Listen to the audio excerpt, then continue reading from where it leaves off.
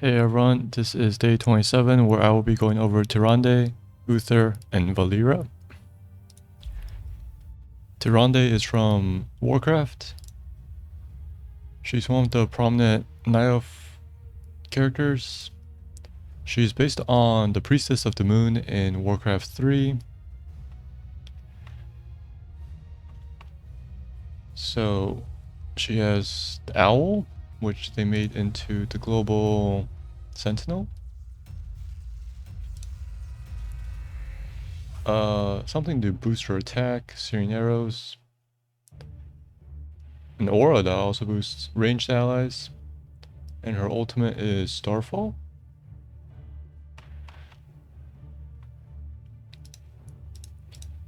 So her tier, I'll put her at medium. She's a pretty decent healer.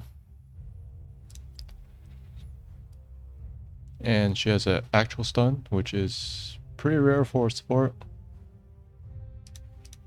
Familiarity, medium.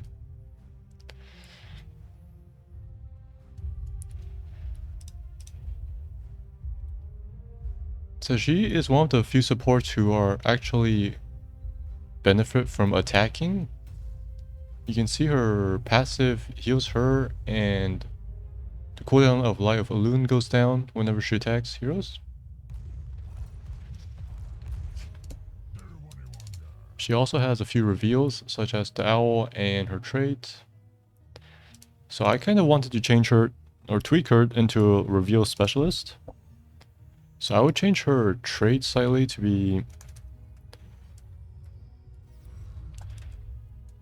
to have the passive part be change passive into attacks against revealed heroes reduce all cooldowns by 1 second.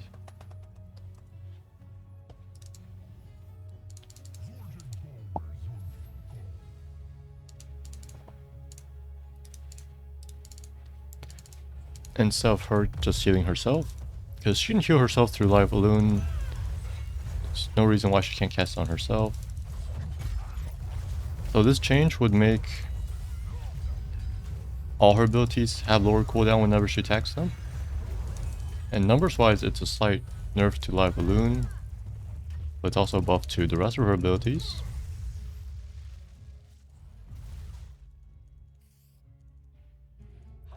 So this also means that to play her effectively, you need to constantly attack with her against revealed targets. So you can either mark them with Hunter's Mark or hit them with an Owl and then start attacking them.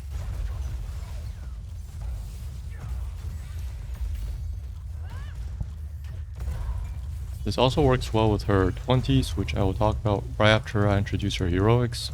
She has the Starfall from Warcraft. Deals AoE damage and applies a minor slow, lasts for a few seconds.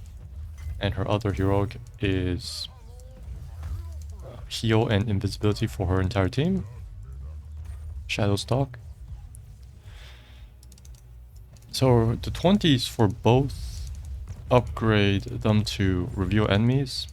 Shadow Stalk reveals enemies and Starfall applies Hunter's Mark.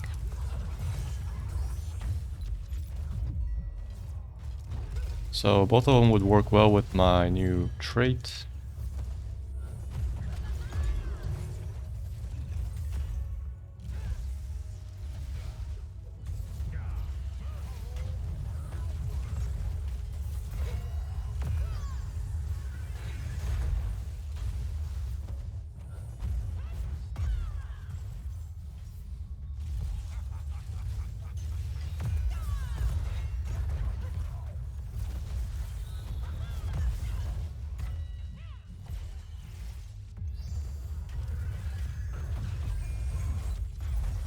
So our other hero, other 20s, one of them is every 8 attacks she shoots a lunar flare.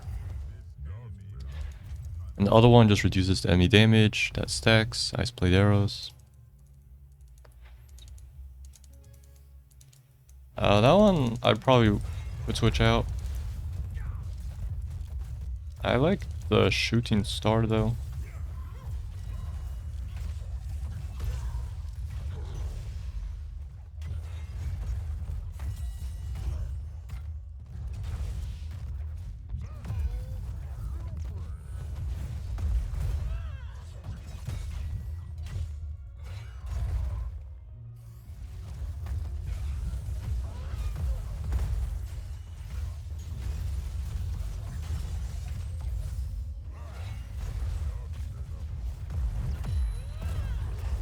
You can also see she has above average range by about 10%.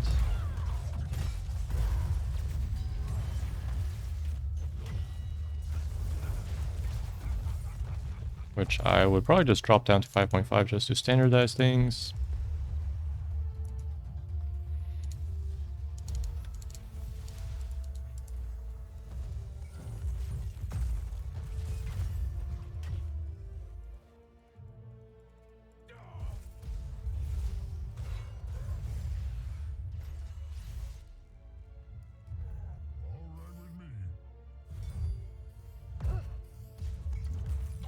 We could maybe have a ranged aura. I don't know. That's not a thing in HOTS, but we can maybe make one that increases the range of allied heroes by, yeah, let's just say 0.5,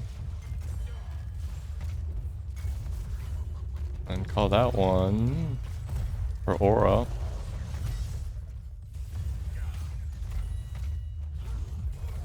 Because her aura is actually should only increase the damage of ranged heroes.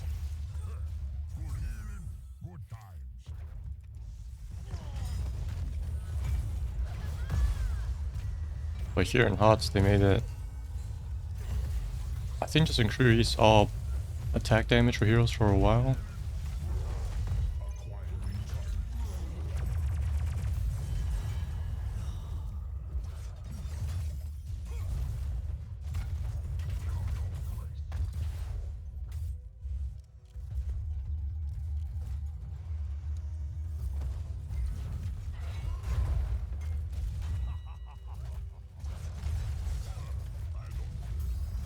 We could see she should also have some attack speed talents because she works well with attacks.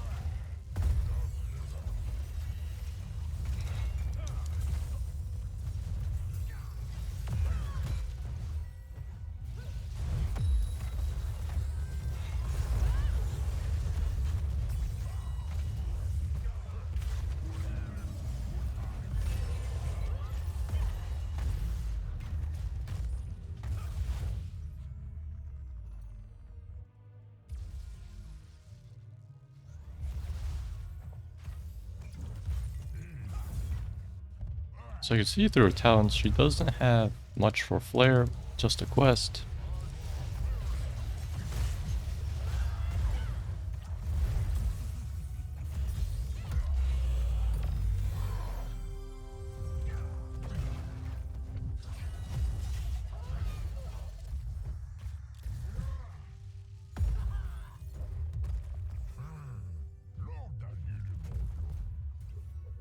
I would probably also give her a talent that adds a third charge to Live Balloon. Since all the charges get reset at once. And she has a talent that lets it heal more if she targets different allies. So these work well with a third charge.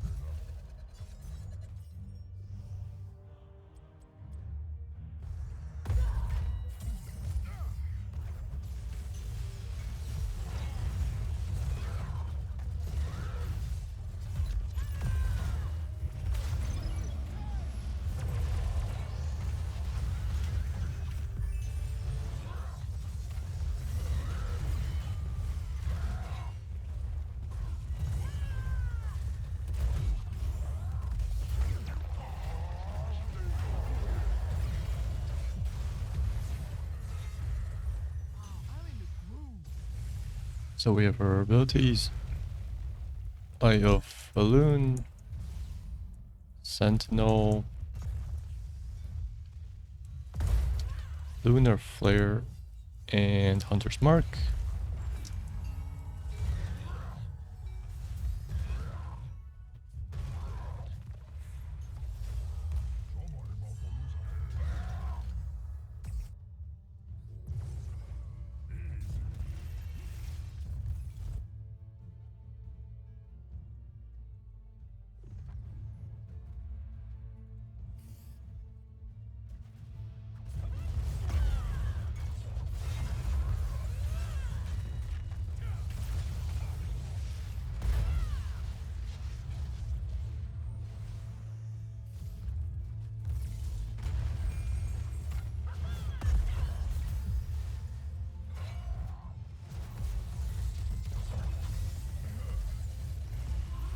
I was thinking sometimes for a trait, it's nice if she had one that lets attacks just apply Hunter's Mark for free.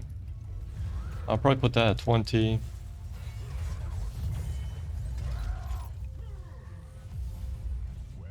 This way it helps her a lot, so she doesn't need to set up, she just starts attacking, and then her next attack will essentially start proccing things. It also means she pretty much has permanent armor reduction through her attacks. And other talents I could have increased minus armor effects, maybe by 5.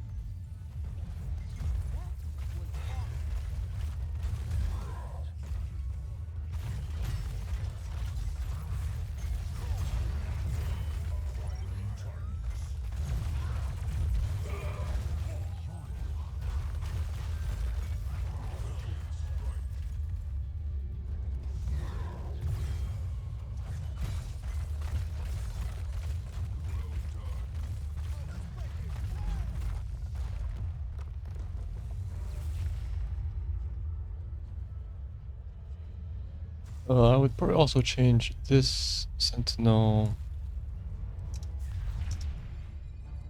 reveal duration to 4 seconds, just to match Hunter's Mark. And remove the cooldown refresh.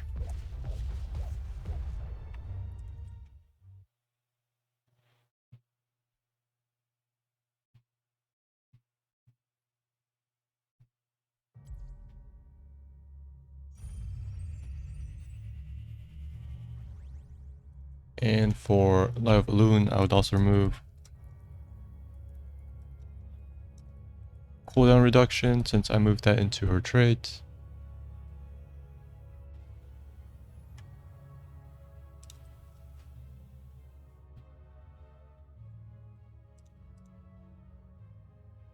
So let's go over. Yeah, the heroics are fine.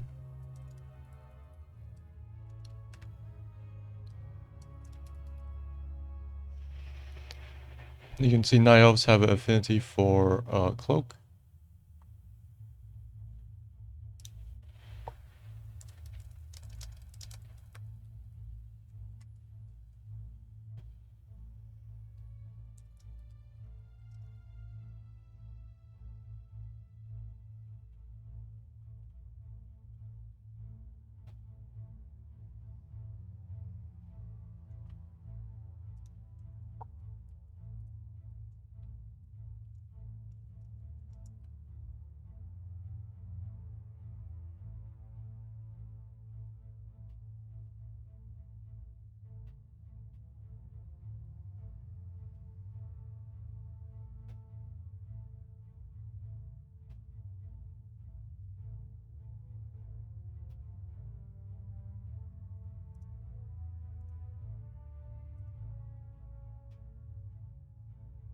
So yeah, first of all, I would change True Shot Aura. Is just straight out a passive. Nearby ranged ally heroes have 0.5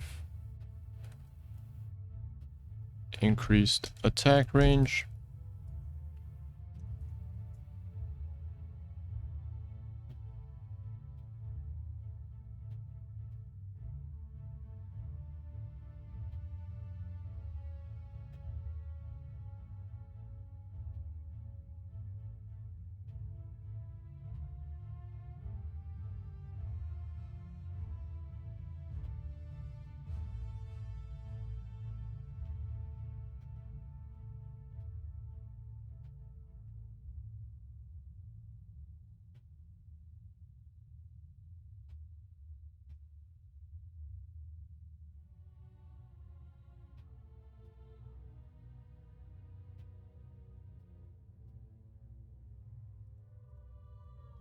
So let's change Ranger's Mark to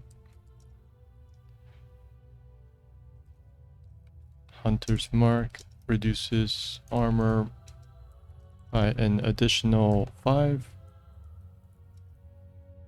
By an additional 5 armor.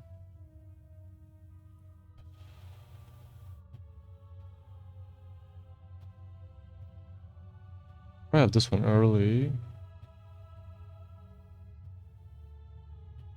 I probably wouldn't give her a splash. So let's make cast range and duration. Duration goes up to 5.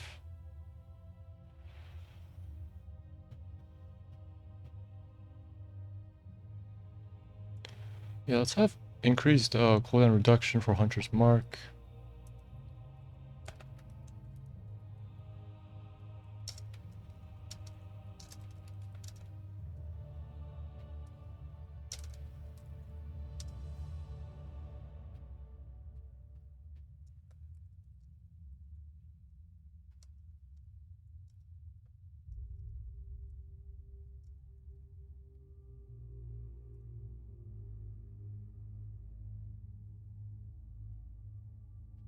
Huntress's Fury. Hunter's Mark cooldown reduction per attack increased to 1.5 seconds. This one's probably after the armor, and then we have Ice Arrows. I won't really actually give her attack damage, because her attacks is mainly to spam more abilities. She actually has an abnormally high amount of attack taunts. I mean, even if you took them all, you're still weaker than a standard carry. At least your DPS is low. Like Rainer or something already has like 150, double the DPS. So I just take the name Darnasian Archery. Attacks apply Hunter's Mark active. This had like 20.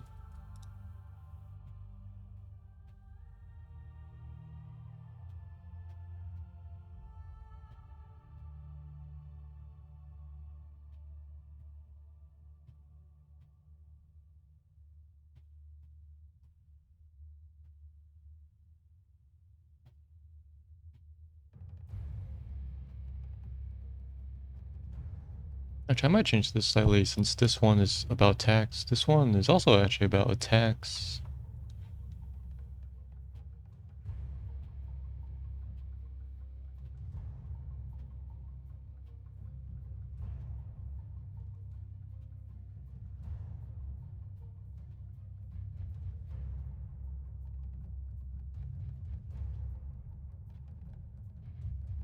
Let's look at our other abilities. We have, I think, just one quest, which is Lunar Blaze.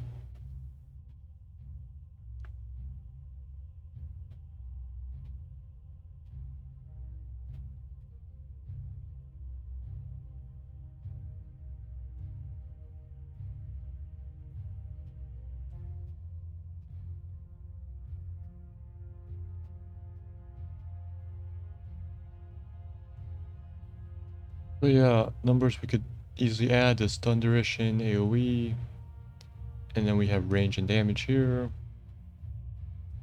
So we'll probably add some more Lunar Flare talents. This one I would call Lunar Flare talent. Yeah, but let's look at the others. We have Sentinel as Ranger. Pierces and deals more damage. That's fine. It's pretty hard to use, but you can snipe people with it.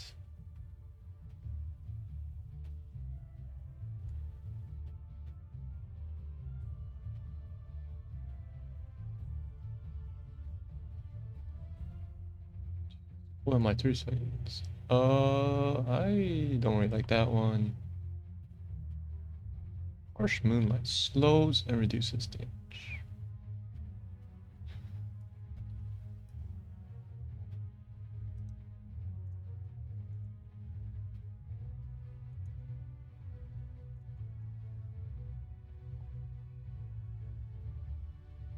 That one's fine. Harsh Moonlight. I'll adjust the duration to 4 seconds just to match the reveal duration. Effect reduced to 25% for 4 seconds. So I won't have Empower. I'll probably add a new one called Scout. Whenever Sentinel impacts a hero, its effect reveal a large area, and its effect is applied to heroes within. So just makes it like Uber Splash. That works with the Pierce.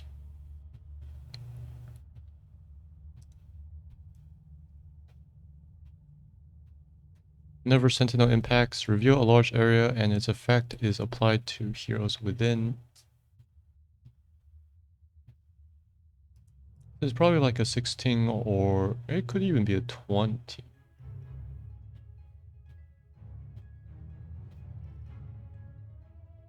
I might actually lean this towards 20.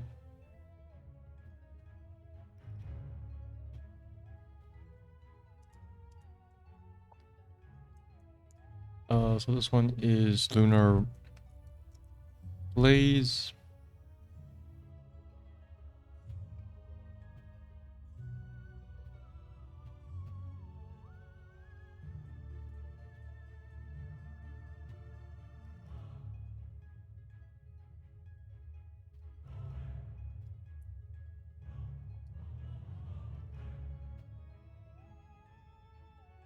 And let's call one more lunar shower.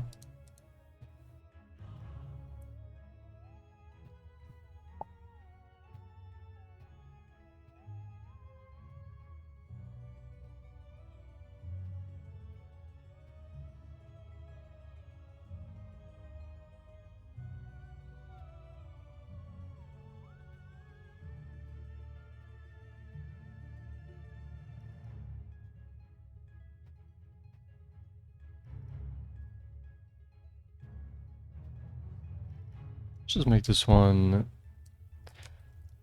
Lunar flare has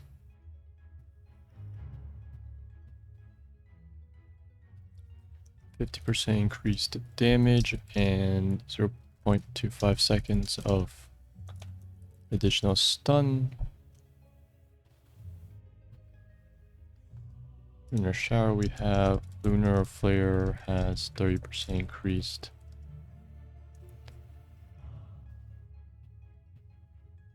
Cast range and area of effect.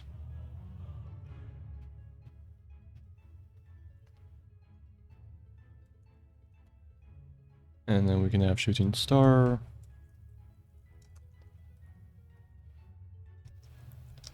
Remove the bonus attack range.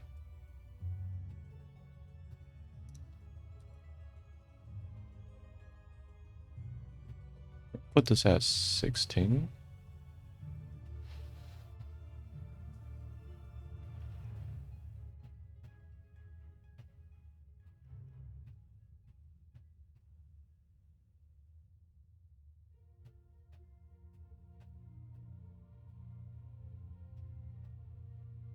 I'll probably put shower first. Blaze is a very strong effect.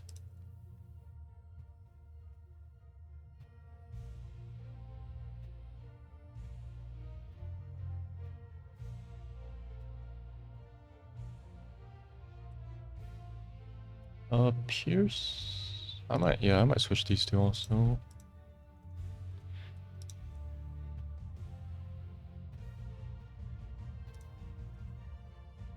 And then for Light of Elune, we have Everlasting Night.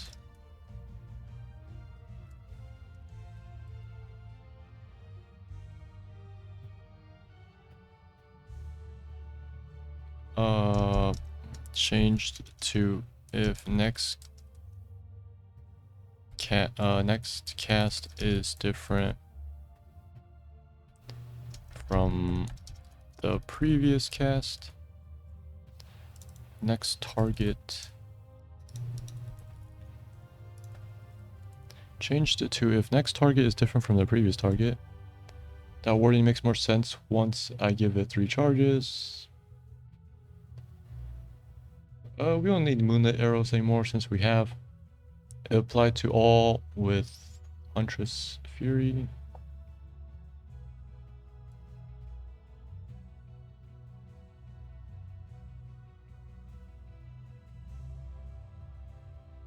Caldori resistance adds spell armor. This one adds movement speed. I'll probably have the movement speed one.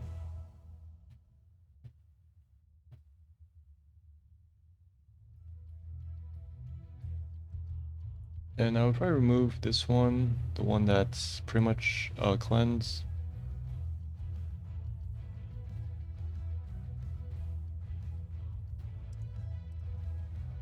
So let's have Quickening Blessing.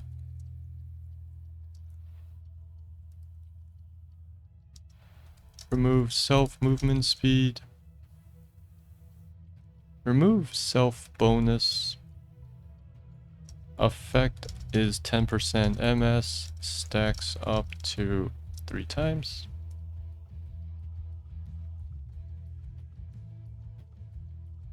So it's 10, 20, 30%, 3 seconds, sure. And then we have Celestial Attunement. Light of Elune gains a 3rd charge.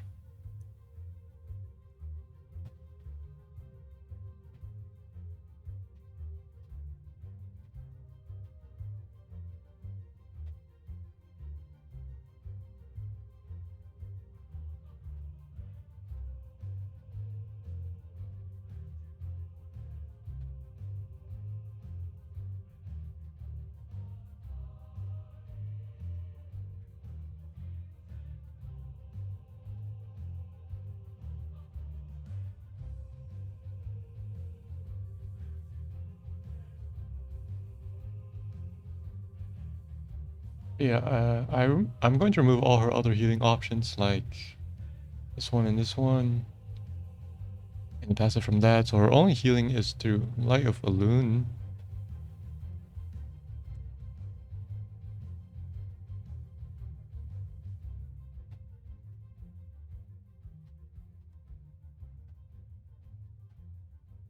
Let's see how many we have. 3, 6, 9, 10, 11, 12, 13. Space for 2 more. So we had what, 3 for everything and 1 extra. Let's start putting things down. This one is definitely a 20 along with, let's say, Scout. Why Scout? Because it's her reveal ability, and since she's like the reveal specialist, you can see all her 20s are related to reveal.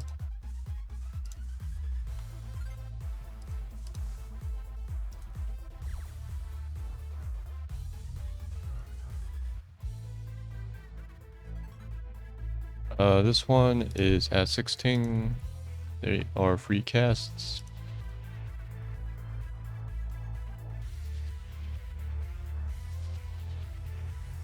This one is also definitely at 16.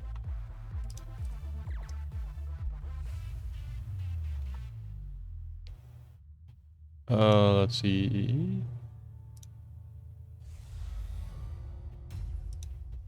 This one can actually be a 1.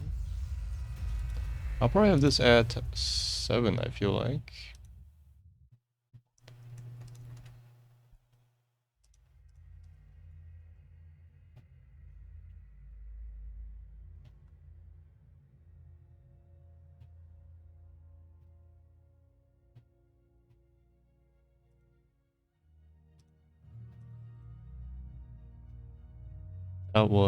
That's a generic talent. So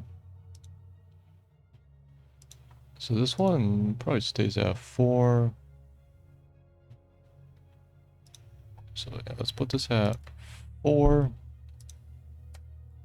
The MS1 is probably, I feel like 13.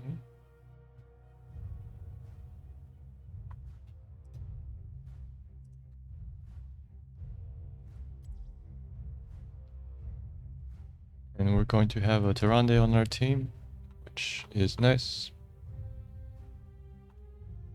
Let's put this at 1.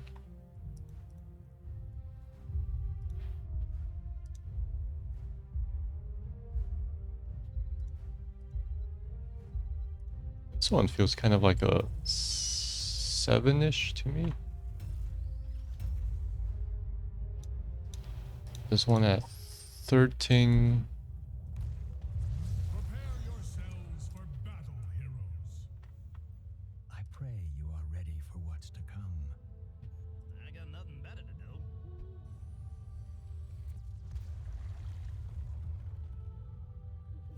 do. Ranger's what? The Pierce, right? Let's... The battle begins in 10 seconds. Let's see. We also have 2 more. So let's have something with attack speed.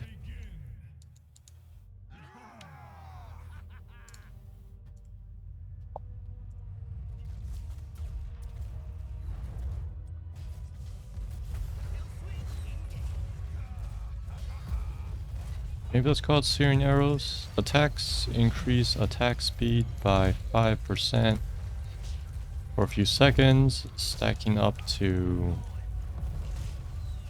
25%? Well, so what's that? 5 attacks?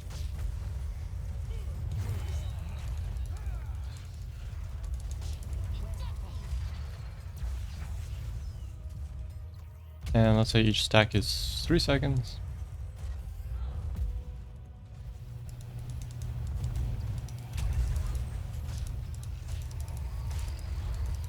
Or maybe 4 seconds. Well, 4 is her special number.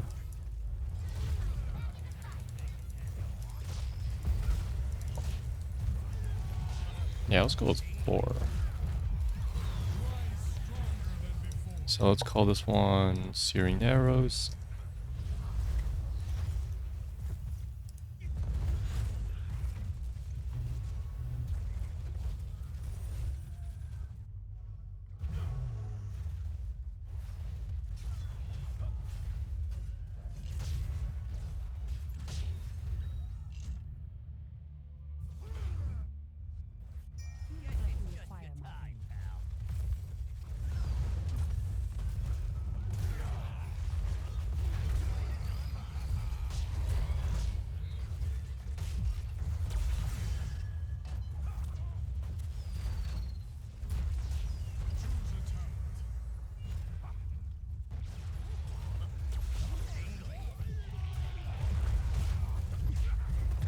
Courage, mortal. Hope remains. Oh, attacks increase attack speed.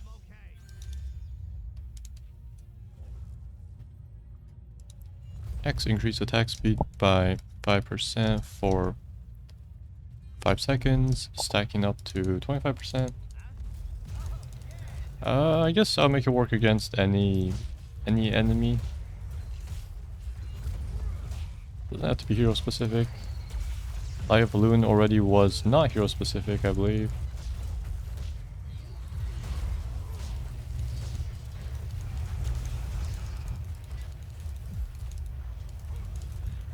This is like the most horrible draft I've ever seen of today.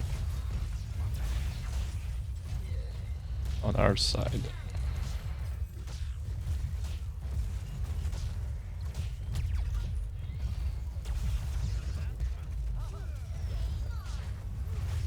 And then we would have space for one more.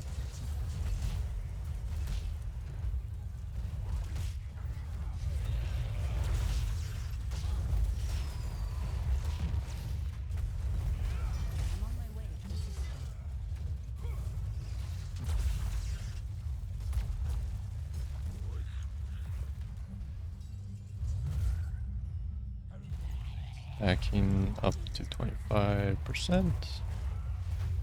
Choose a talent.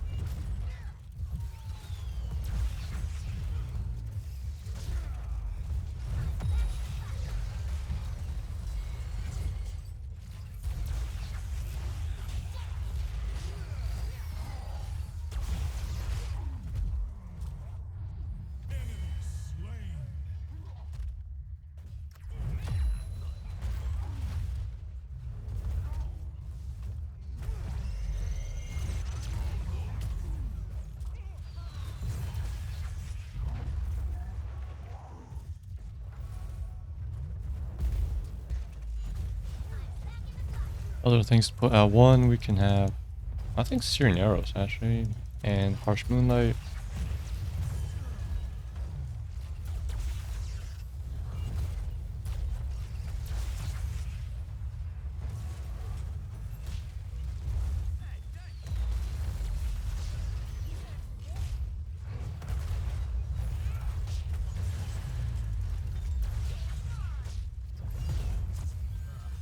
They have taken a fort.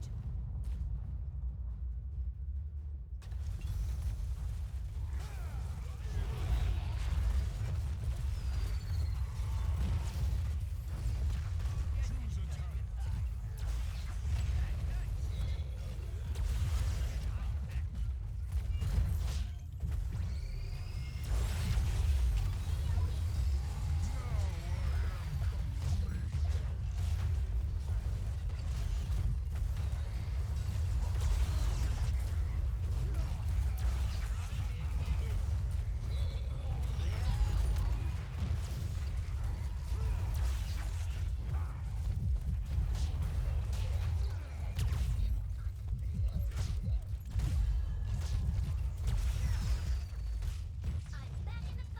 There is strength in your heart. Call upon it.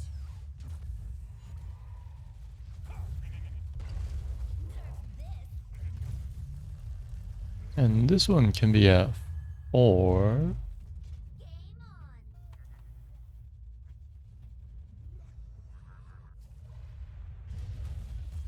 You missed me? Actually, wait, why do we have so much space? Sentinel, Ranger, maybe 7? The enemy is attacking our fort.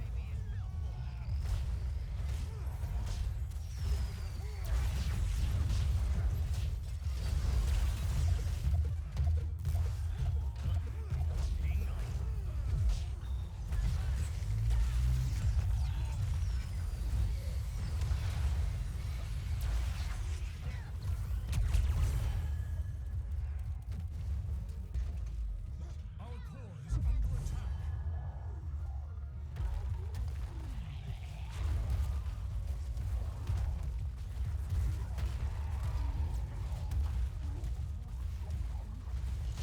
So then we need 2 more. 3 more? 3 more.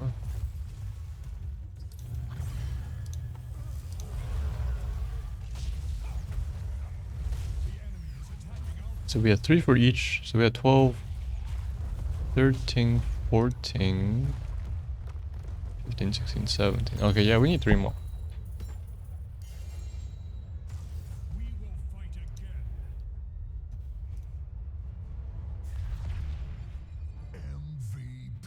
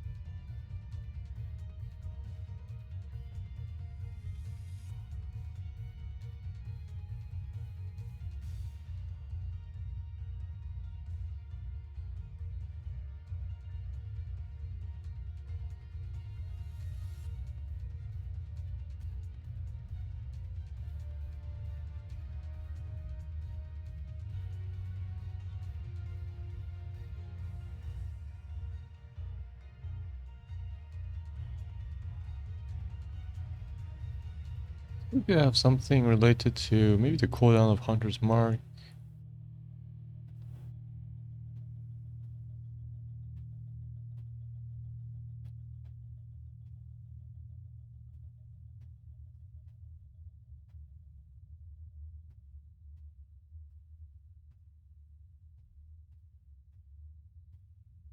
Maybe let's put that.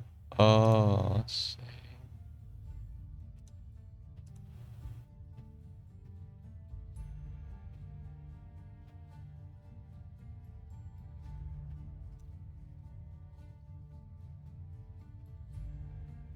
Maybe at 7. Let's push this to 4. And this one we call Lunar Mark. Hitting a hero with Lunar Flare resets the cooldown of Hunter's Mark.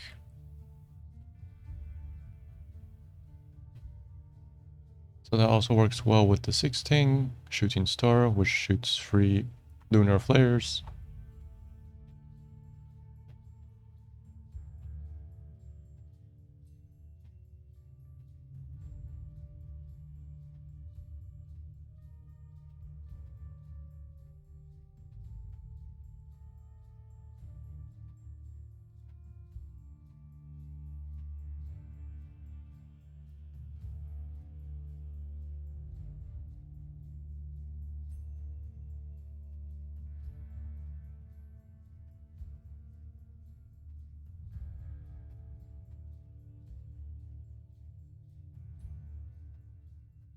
So that was a 4th one for Lunar Flare.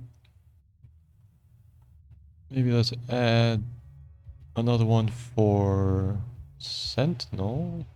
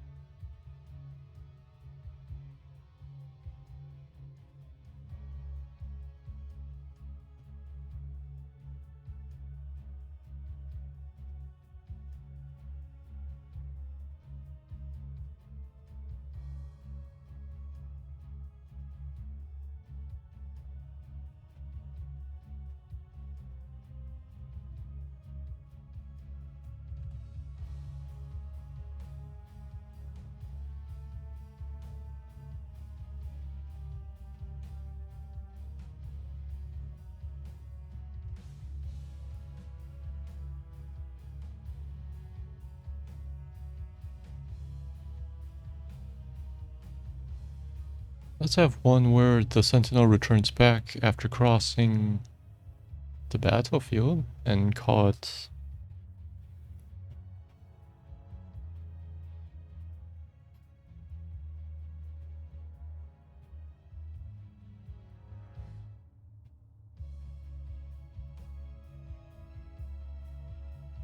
on patrol.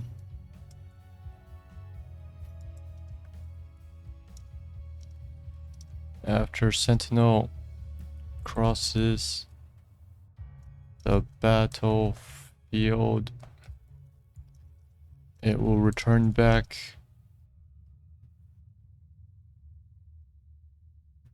from that direction.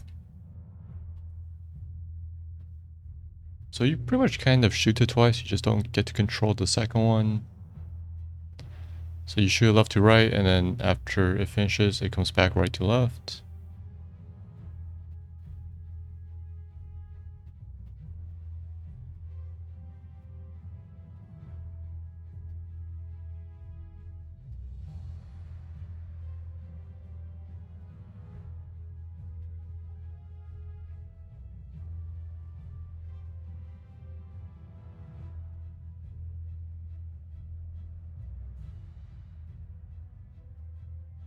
And then lastly, we have space at 13. Let's have a trait or an attack talent.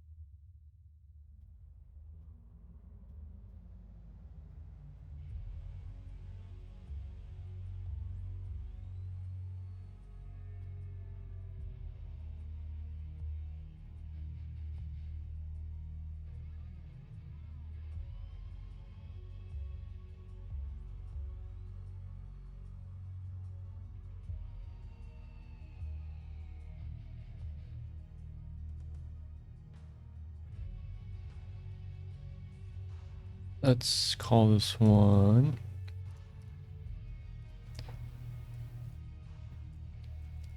Elun's Chosen using Hunter's Mark. Increases attack damage by 50% for 4 seconds.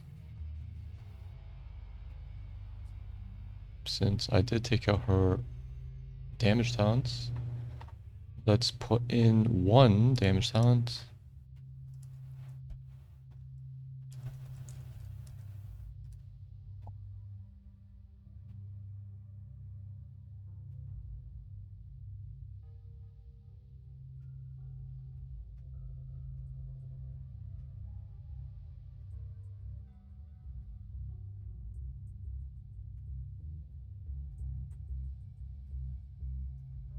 Let's just say 4 seconds.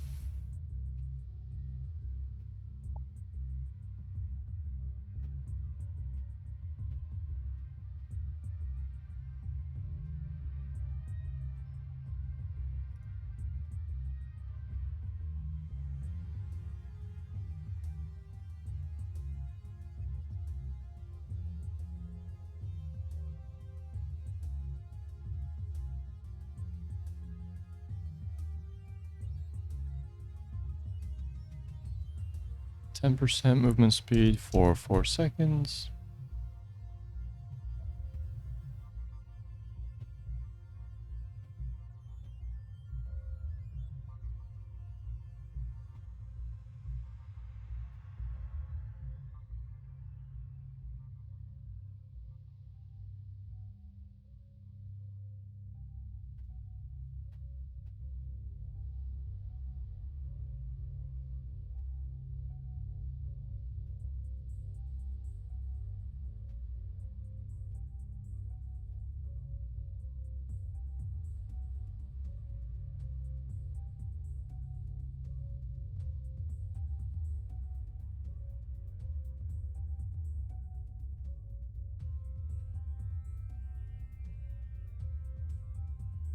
Okay, she is completed. Next hero is Uther.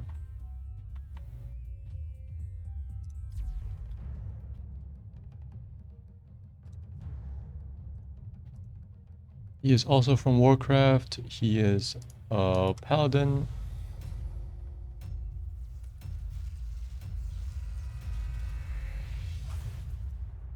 So he's based more on the Warcraft 3 paladin than, let's say, the WoW paladin, which I think Urael is based on. So let's not actually look at the WoW paladin for him. This is the Warcraft paladin. He has Holy Light, which heals an ally or deals half damage to an enemy hero. Well, they have to be undead.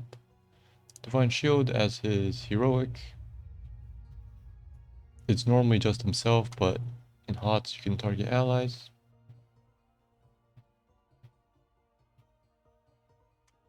Increased armor for nearby allies, which they kind of made into his trait, Devotion.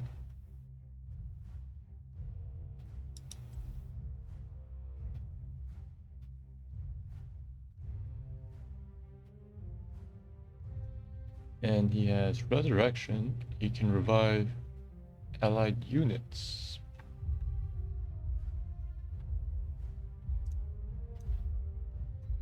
So his tier, I would put him at low, because I'm comparing him as a solo support.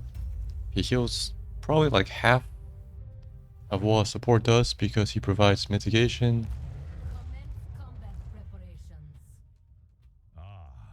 And still just raw healing. He's also very mana hungry. Familiarity, medium. He also has 1 or 2 stuns, 2 if you include his heroic, but they are both melee range. And it's kind of risky to throw your support like that, to have him walk into melee range.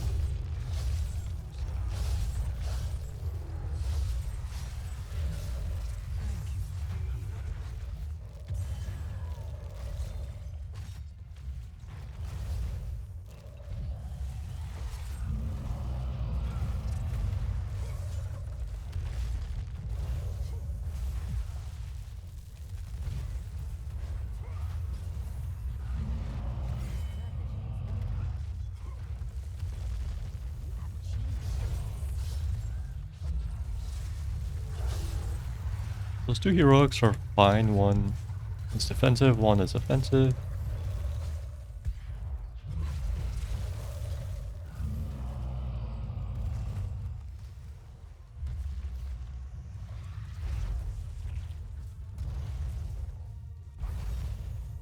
Healing magic. Quaint, but useful.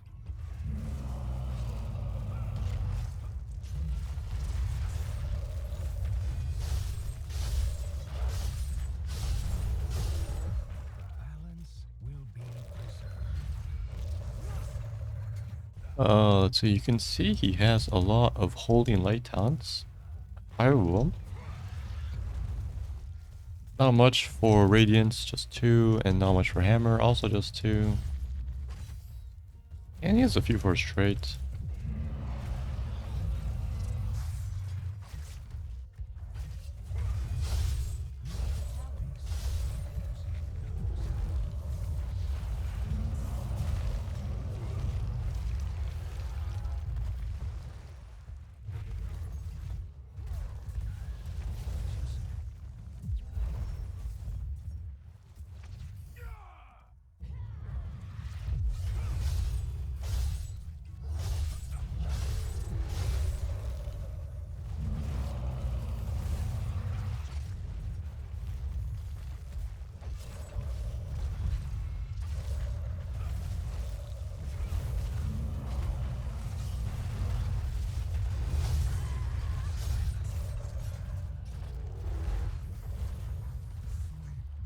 He also has, I believe, all his quests are at level 1.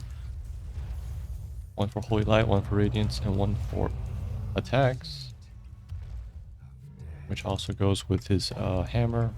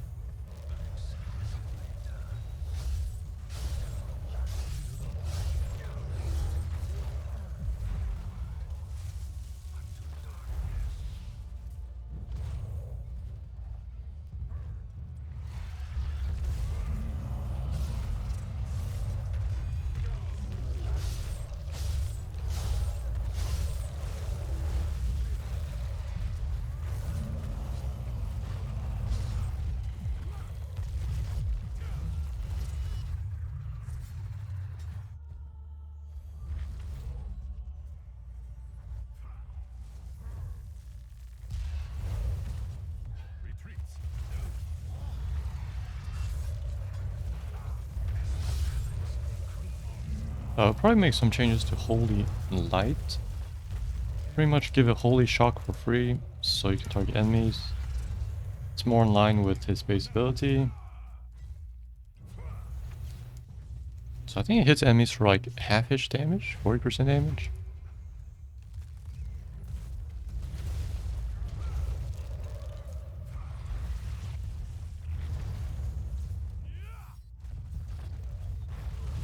And using Holy Light heals yourself for half the amount.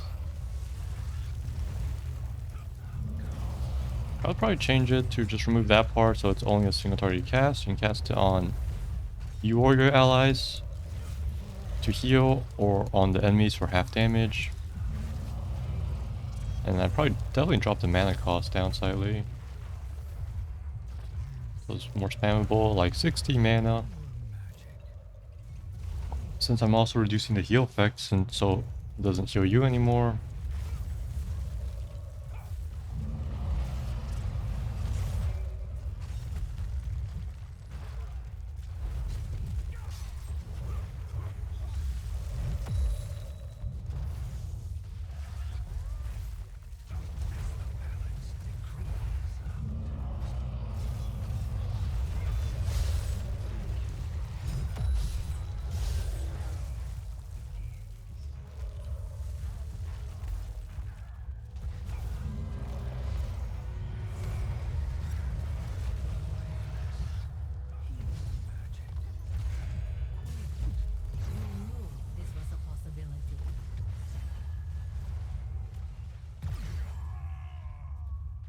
This is changed to Holy Light. Mana cost reduced to 60. There is more to do, it seems. Does not heal Uther. Does not heal Uther. Deals half damage to enemies. I sense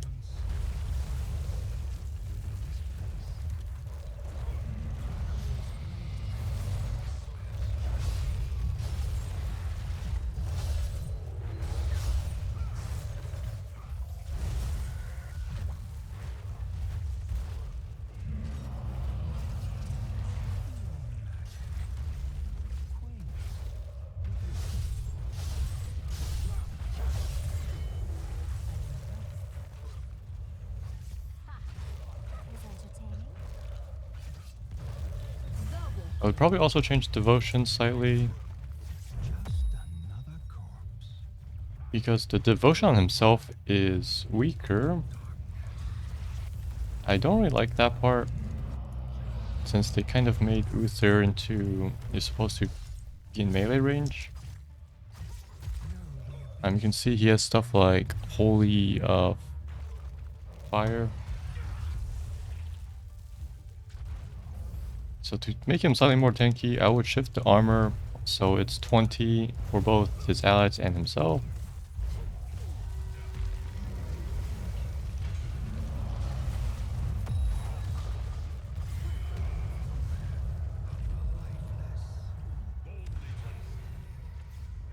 The journey begins.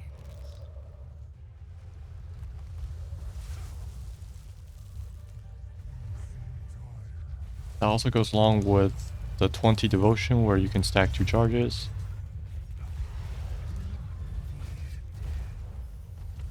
Or no, not stack 2 charges. It makes devotion be 50 armor instead, and that also applies to Uther.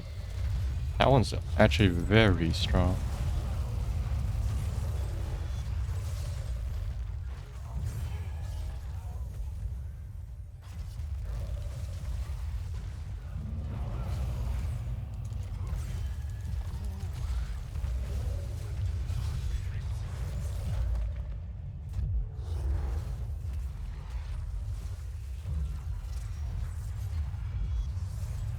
Exquisitely done. And his other 20, I believe, is a revive talent.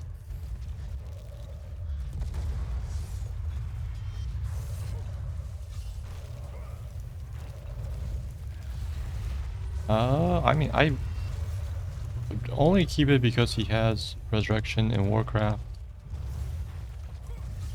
And I don't want him to revive allies, so yeah, let's just say he can revive himself. Healing magic. Queen. Stand sentinel.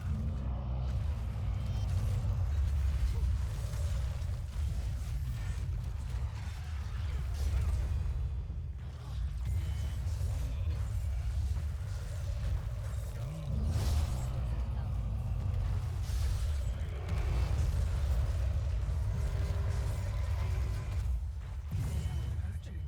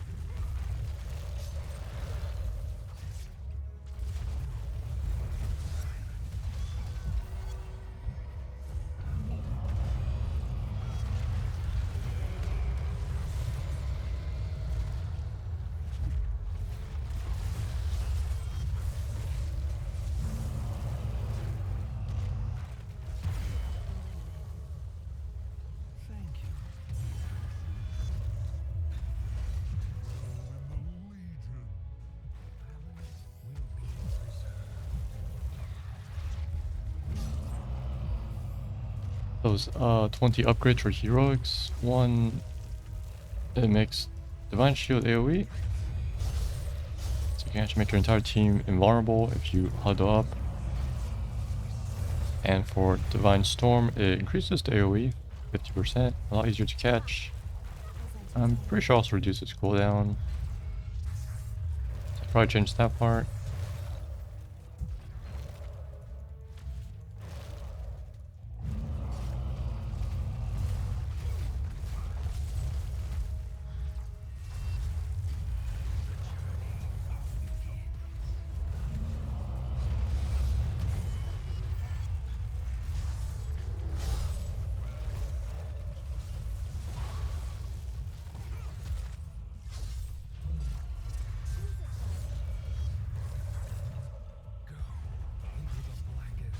Excellently done.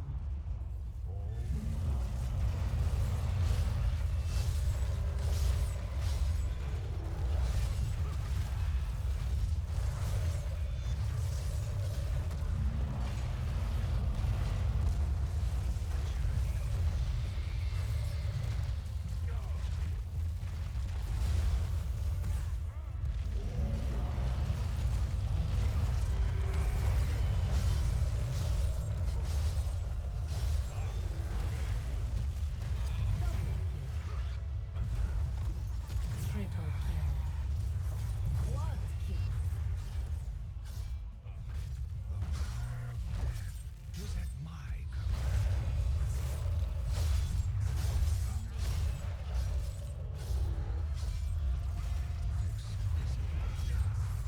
You have coupled a kill.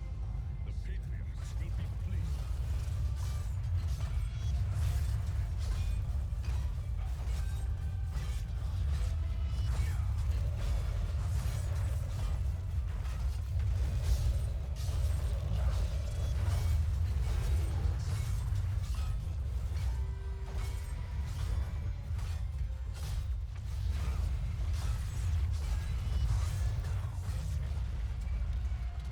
Yeah, his 2 heroics are fine. Divine Shield. And Divine Storm. Mental battle. So the upgrades are Bulwark of Light.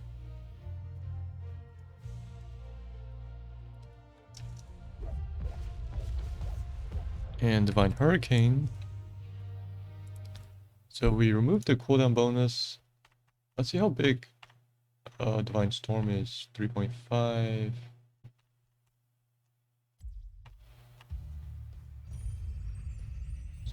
1.75.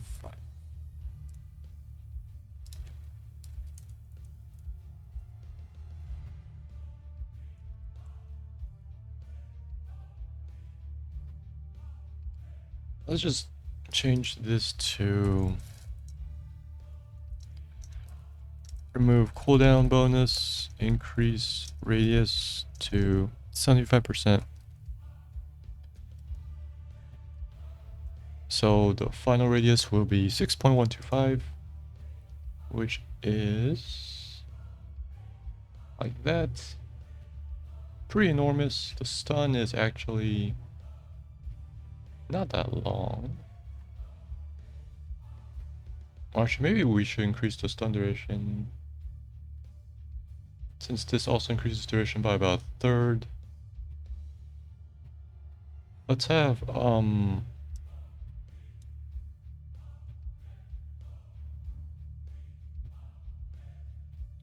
also increases stun.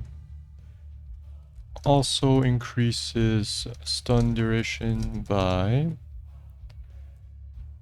0.5. 0.5 seconds. Yeah, let's try that.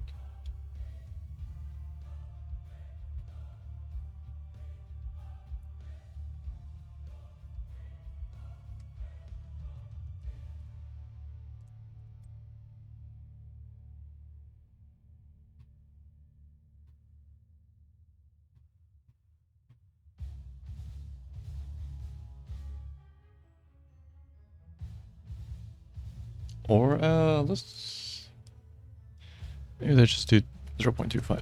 Let's roll clean 2 seconds.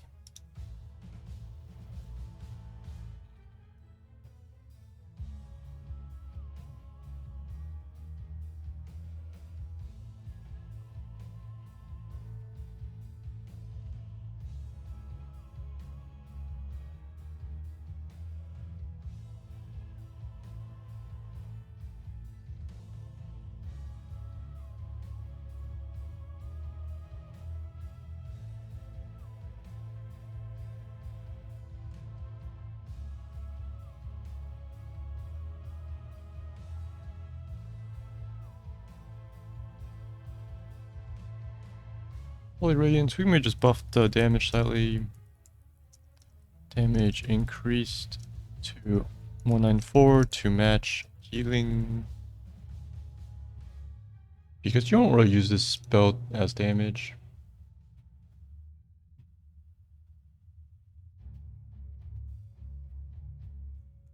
And then...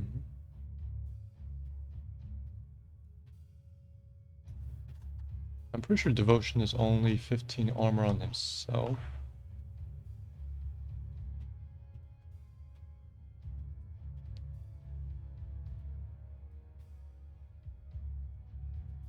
Yeah, so let's change Devotion armor to 20 on both allies and himself.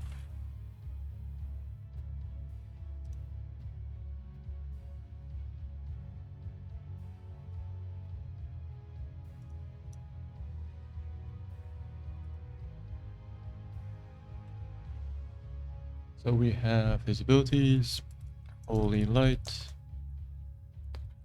Holy Radiance, Hammer of Justice, and Devotion.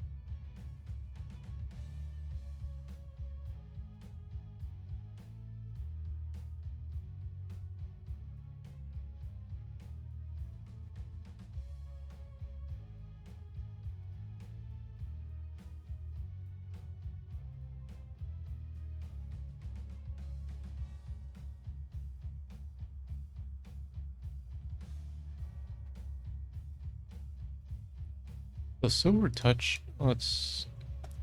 I'm fine with it. Let's just adjust the rewards. Reward mana costs adjusted to 50 and 40. Since the base is now 60.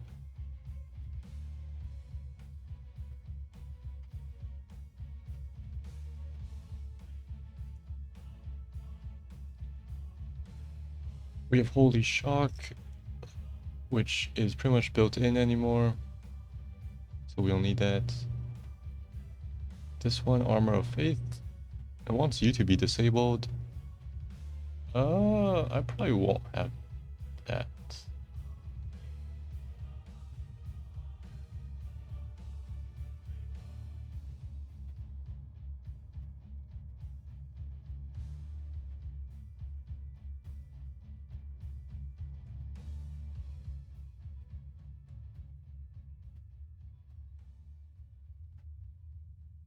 Kind of like Blessed Champion if it's his theme as a melee support. He has to attack to be rewarded.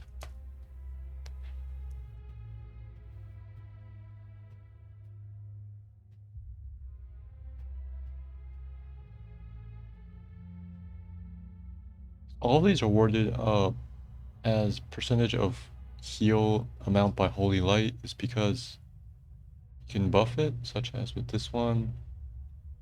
So that's why these values get stronger. And this one also gets stronger.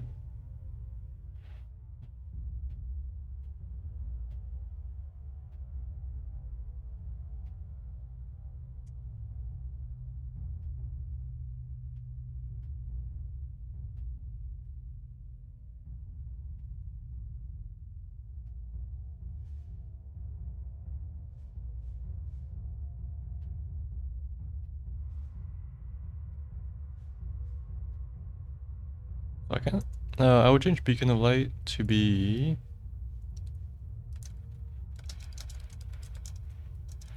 using Holy Light on another target, applies it also on himself. Using Holy Light on another target also applies. Also, using Holy Light on another target also applies it on himself. So it's a free heal on himself. She gets at 16. So it's just him and an enemy. He might as well cast this on the enemy just to deal some damage. And then he gets the free heal.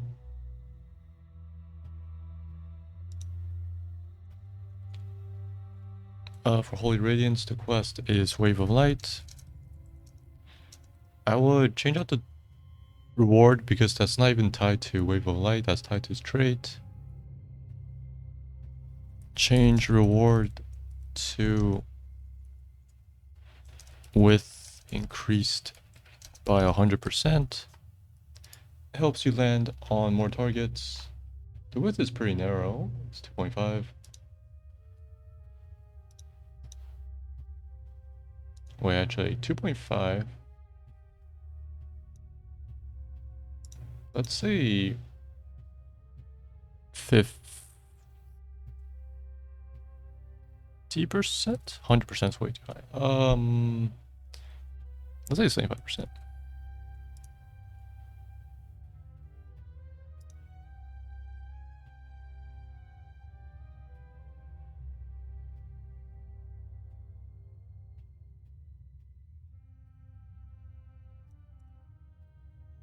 And we will remove the passive part. Remove mana and CD reduction part. So it's less spammable.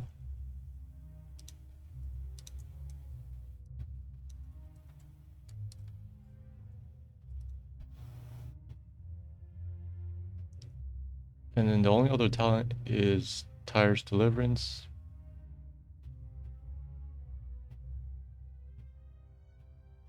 Which wants you to attack up to 7 times, and then the next wave heals more. Let's actually change this to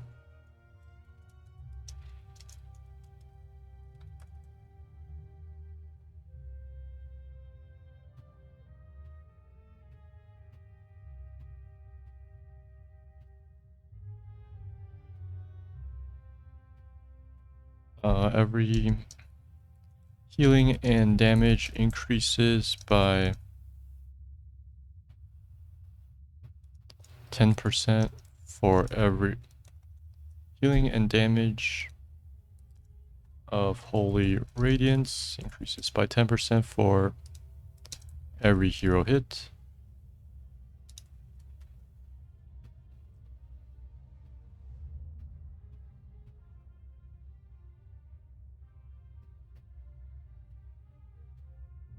So I mean, he always hits himself with this ability, which means the next hero he hits, the healing or damage is 10% higher, and then so on.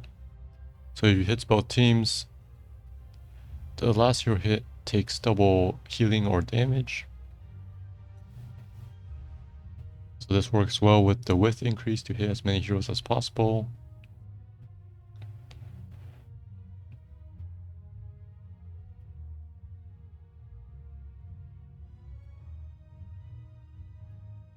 And we probably add some more Holy Radiance talents, but we can get to there.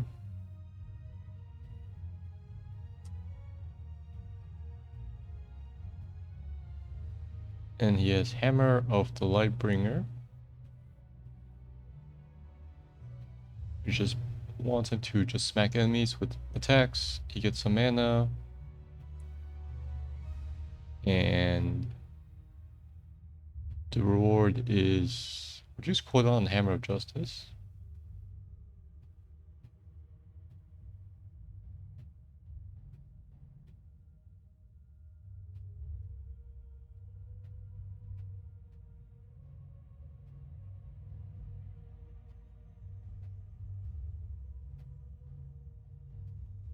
Maybe let's change the quest slightly. The passive reduced to 1% of max mana. Reward is 0.5 seconds stun duration.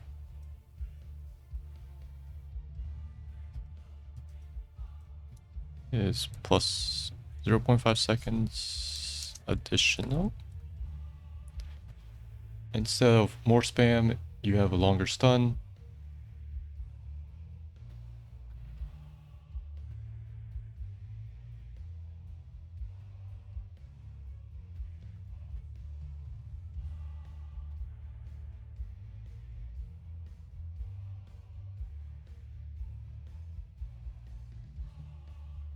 And then I did a slight nerf to the mana part, so he gets 5 mana per hit.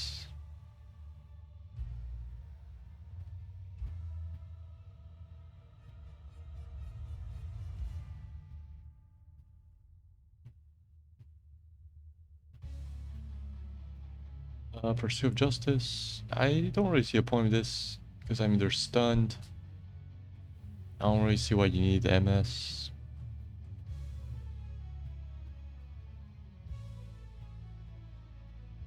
This one kind of makes more sense. It just debuffs them further so they can't fight back.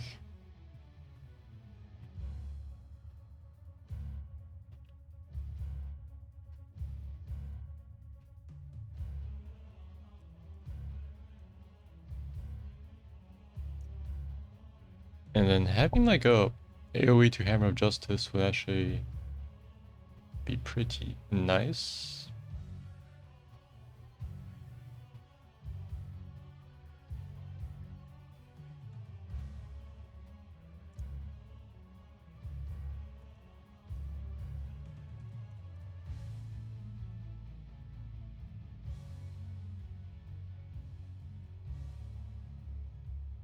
If we move up well met, remove this one, and we have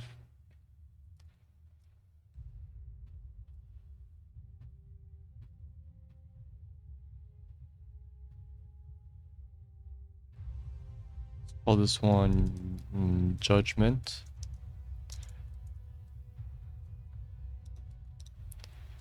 Hammer of Justice has a 1.5 radius effect.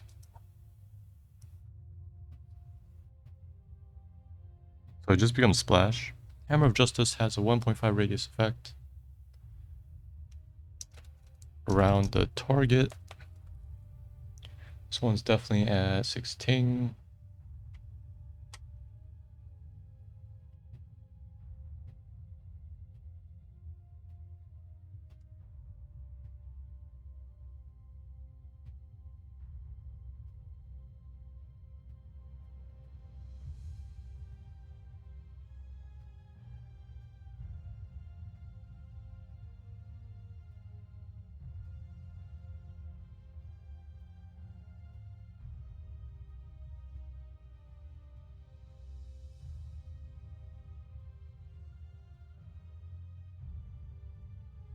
So he actually, that's all he has for his abilities. He has some for his traits and a bunch of other miscellaneous things. So I was looking at Armor of Faith. Let's change this to a Devotion talent, Armor of Faith. Being affected by crowd control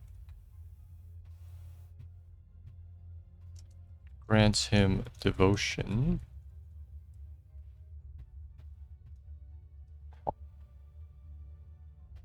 So he gets the 20 armor while he is affected by any crowd control, stun, root silence, and we would add sleep, any crowd control. This helps him be tankier. We have Divine Protection. Let's adjust the values to armor to 40 and duration to 3 seconds. So 50% increase in duration, 100% increase in effect. The duration part, I kind of moved it from here because you can actually get 3 seconds if you stacked these two. And I just reduced the armor a bit.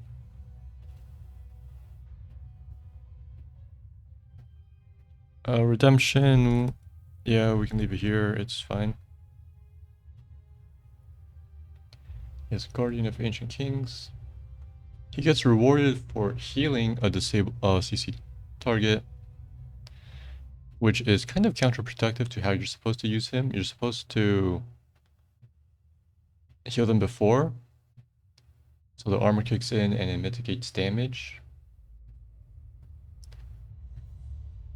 So I probably won't have this. Cleanse, I removed, I think, most cleanses, so I won't have this either.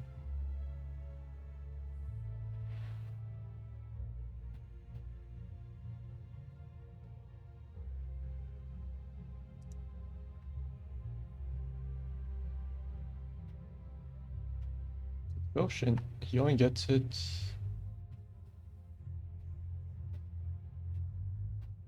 on heals, right? I was thinking of just having using Hammer of Justice gives him devotion.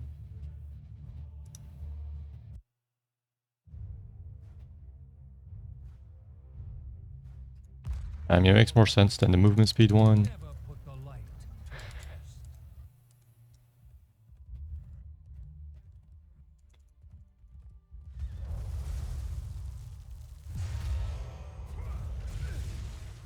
An excellent Yeah, I definitely have. Using Hammer of Justice grants him devotion.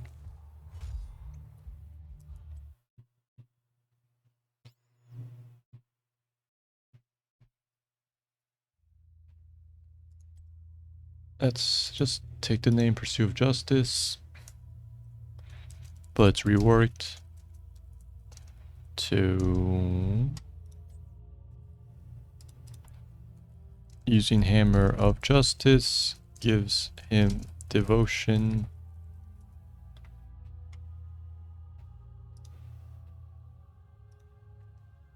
for its duration. Being affected by crowd control grants him devotion for its duration.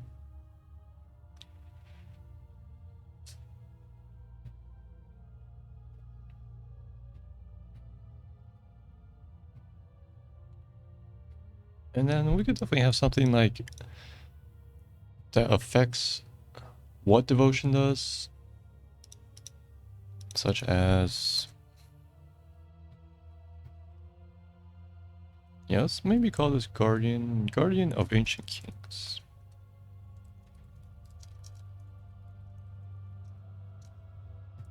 Devotion increases healing received by 20%.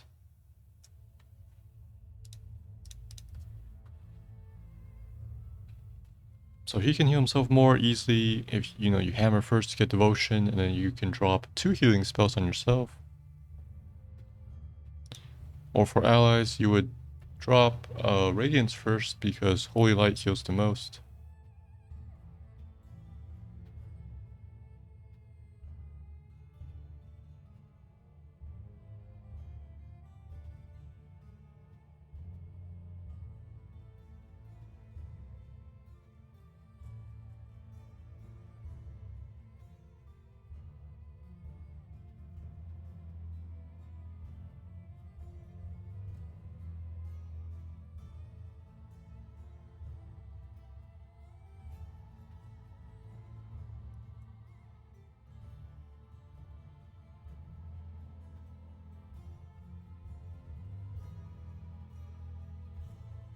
Well, let's have some more for Holy Light and some more for Radiance. Well, I didn't go over, he also has, let's see, Spell Shield is pretty old. I don't think I need it anymore since I kind of have this one, Armor of Faith, and if you take Divine Protection, it's pretty good passively as defense.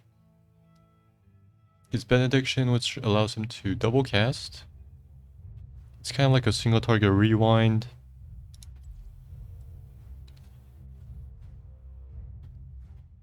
So you can actually double hammer and stuff. I probably wouldn't have this.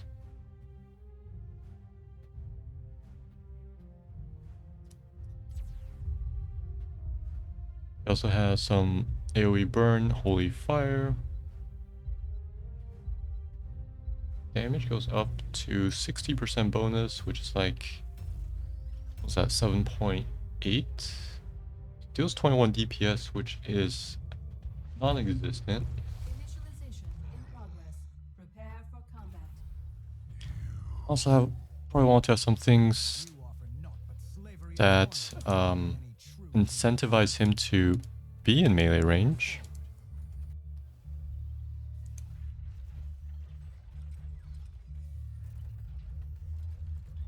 Time remains. So maybe we have 10 Holy seconds. Fire.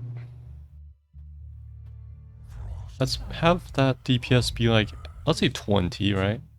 1. And then if he is affected by Devotion, double its damage.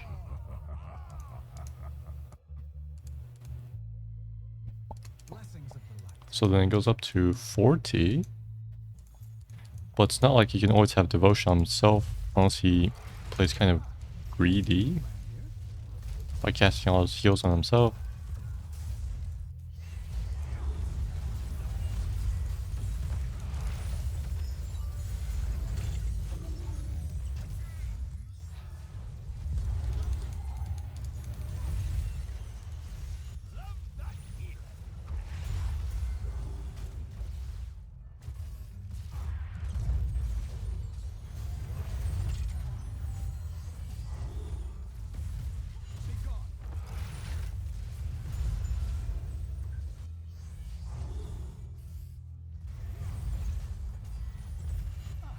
I see your plan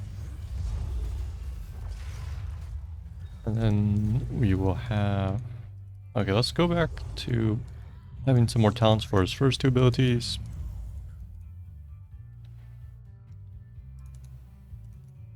So we have increased width, increased effect.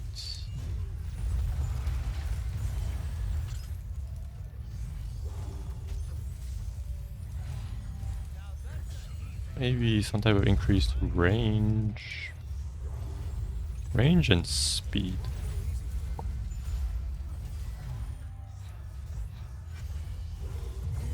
My thanks, Keeper. A valiant strike.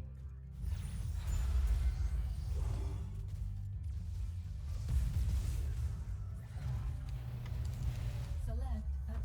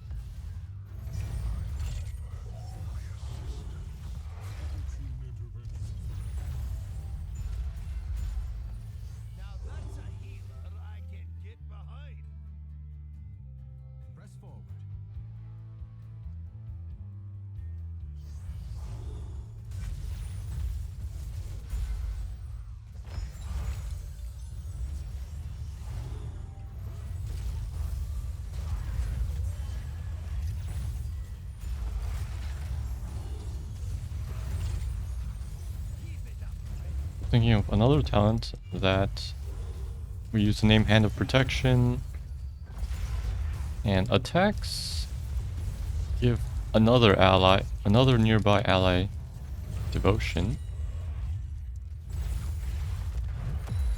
It specifically will not give himself devotion with this, and it's for allies, because he himself has a few talents to get devotion himself.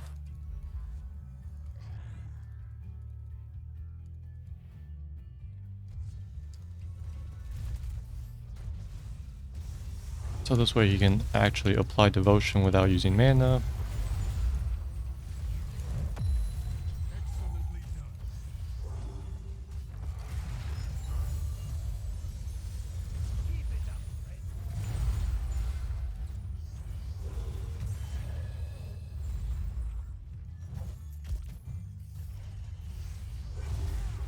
Enemy hero terminated.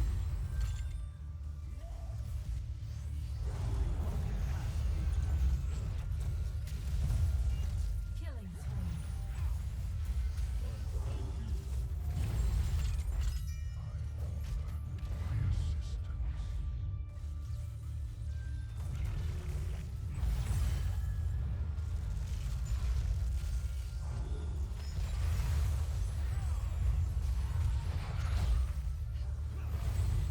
Enemy defeated.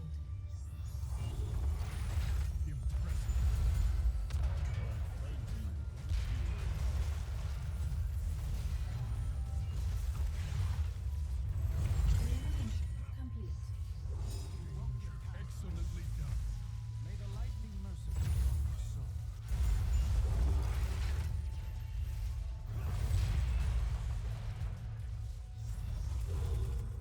Excellent healing.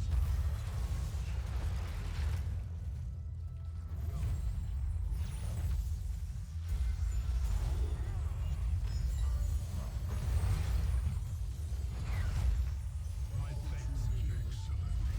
Gather quickly. We stand as one. Keep it up.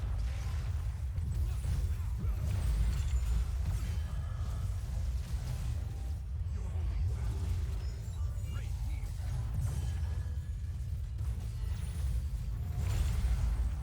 Love that healing.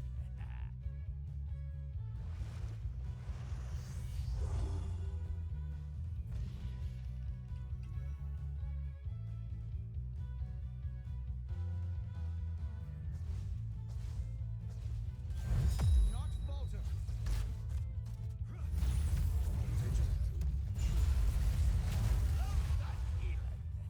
So we will have, try to have a talent at every tier that works well with being in melee range. Kind of like an attacking tier. Double kill. My thanks.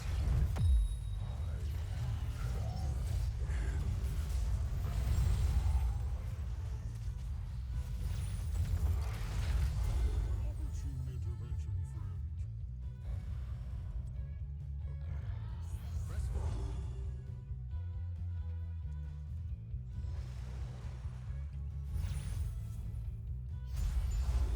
I thank you, healer. Exercise caution.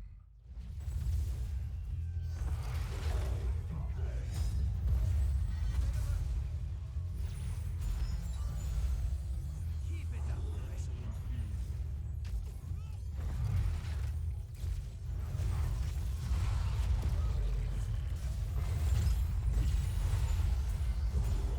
My thanks. Gather quickly. We stand as one.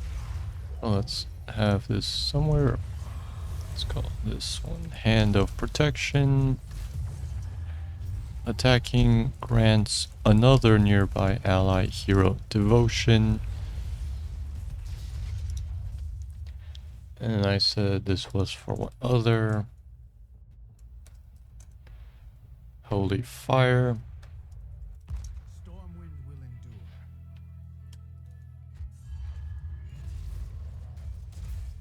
Press forward.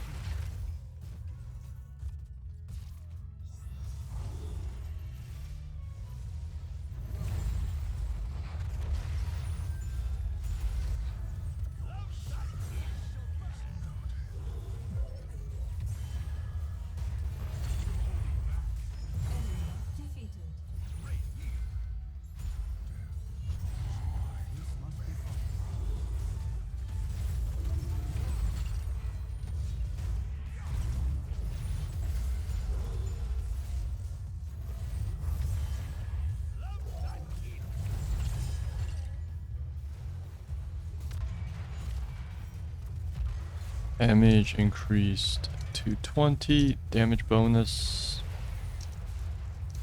is 100% when affected by devotion. Instead.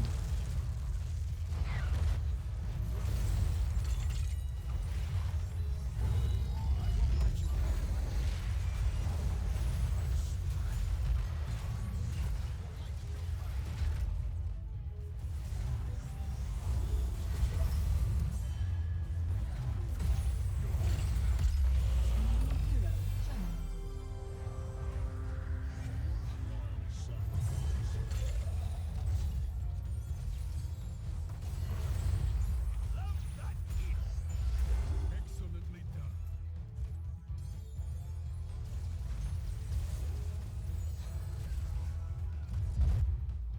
Certainly. Okay, Holy Radiance really needs some more. Alright, so I wanted the projectile speed and range by, let's say, 20 or 25%. by hostile forces.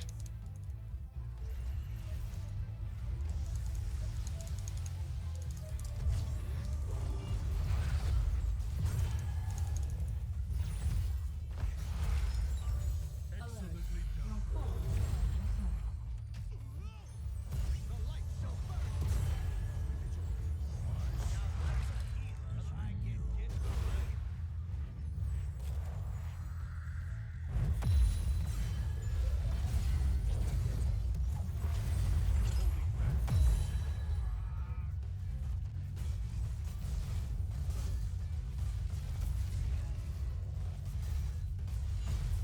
alert.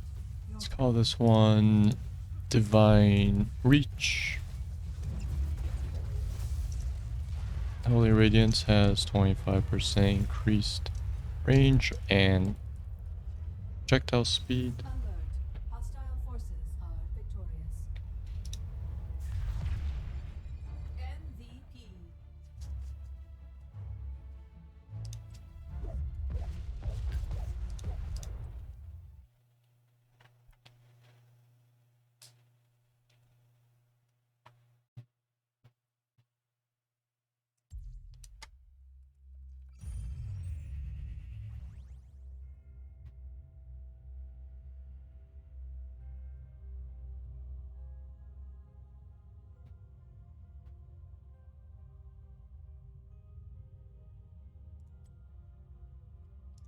We have, let's see, 5, 6, 10, 13, 16. Let's have one more time for Holy Light.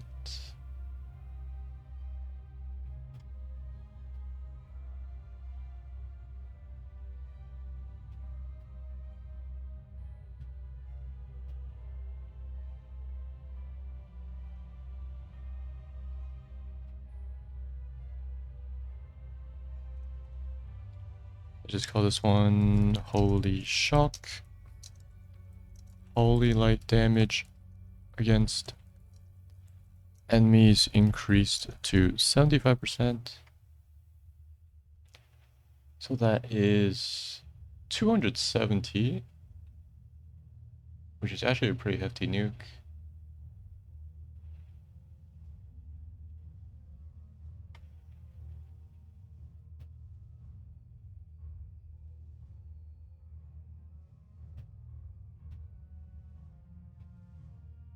Okay, so let's start putting things down. We have these, wait a second. These two stay at 20.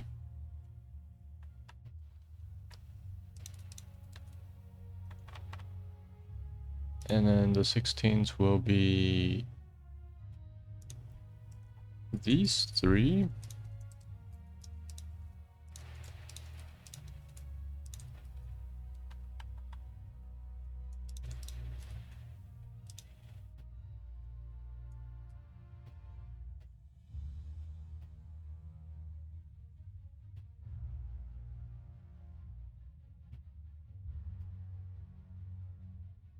And then for 13, we have, wait, the quests stay at 1, which is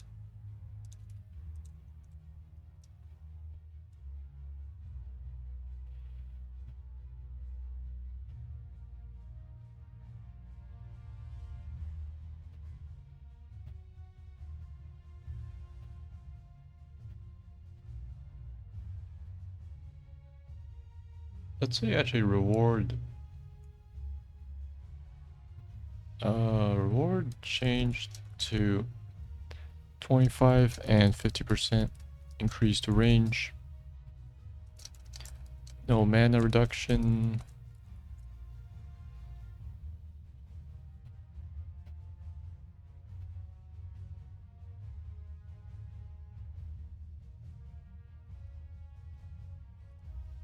So we have that, and this one as his quests.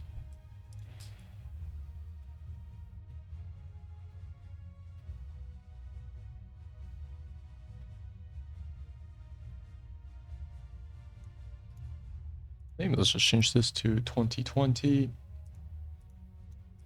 And then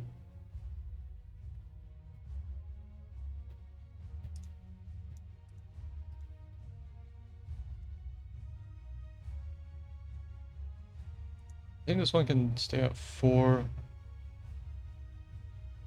Let's see, this one shock and maybe hand of protection.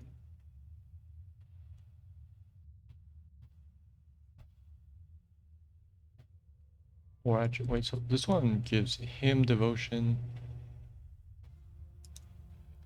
So you can pick between that one or this one, I guess.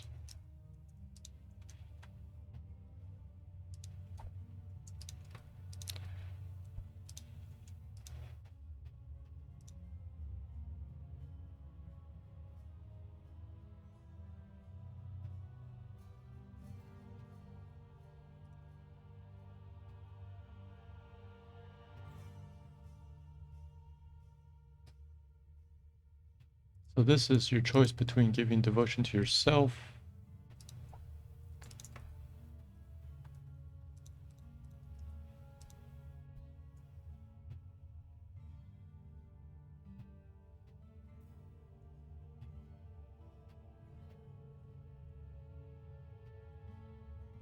and then Holy Fire should be a 7.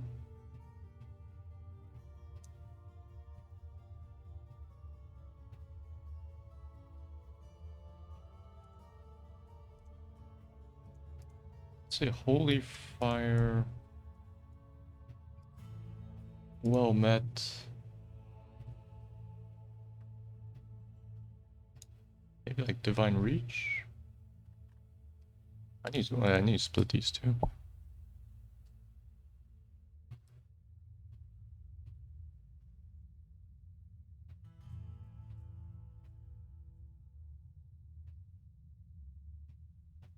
Okay, Holy Fire and Hand of Protection.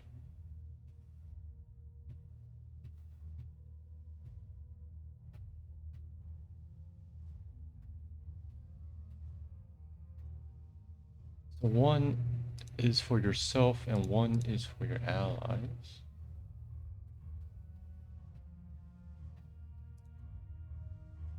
And then we would have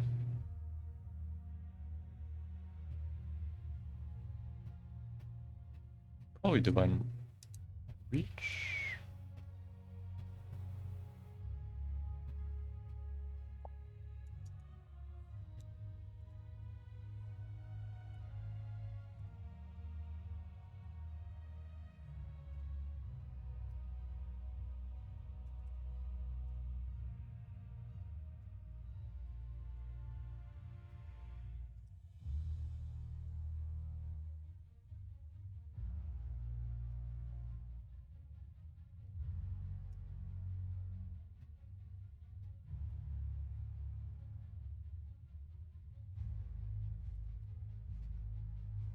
And those are the 10s, and then the 13s we have.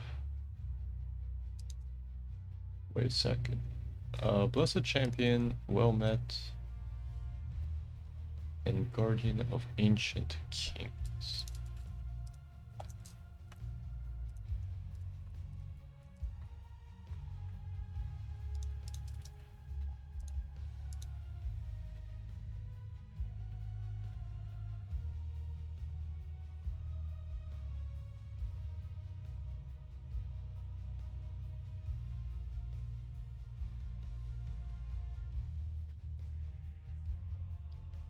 So you have your quests at 1, at 4 you can pick give yourself devotion, either being disabled or initiating with Hammer of Justice. And then at 7 you can pick between giving allies devotion or kind of buffing your devotion, Holy Fire.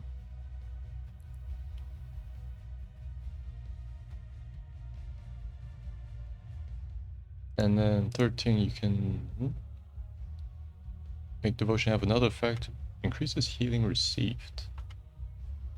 And then 20 you can have the strongest devotion.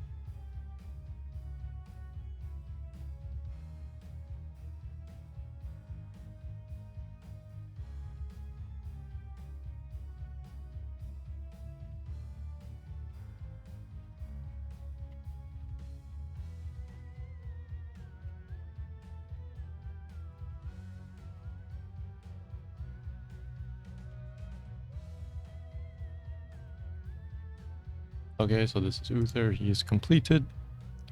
Lastly, we have Valeera.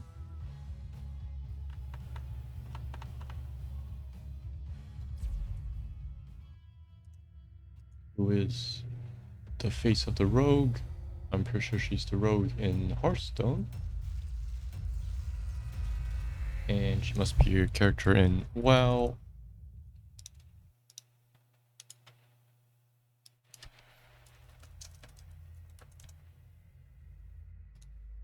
Pretty sure she's just the rogue class. Assassination.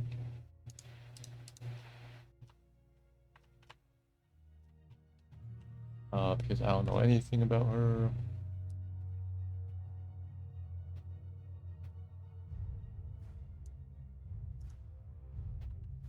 So we said assassination.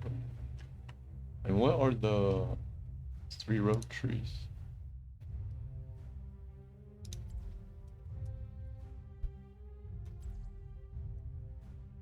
Assassination outlaw subtlety. Okay, so her tier, I would put her at medium because she actually has crowd control for a stealth character. You have stun or silence.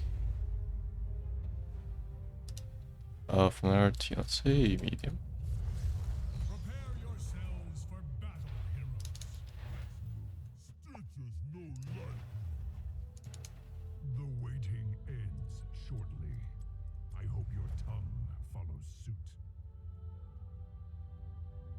So first of all, she can actually go into stealth mid-combat with her trait Vanish. Begins in 10 seconds. I'm not sure if it goes off. 5, 4, I 3, think the cooldown starts when she casts it. I need to double check that. we cannot tarry.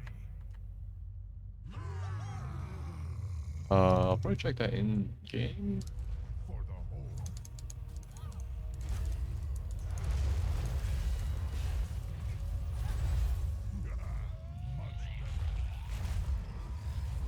And while stealth, she has a different set of abilities. So she actually had 6 basic abilities, which means it should be pretty easy to make talents for her, since she has so many abilities.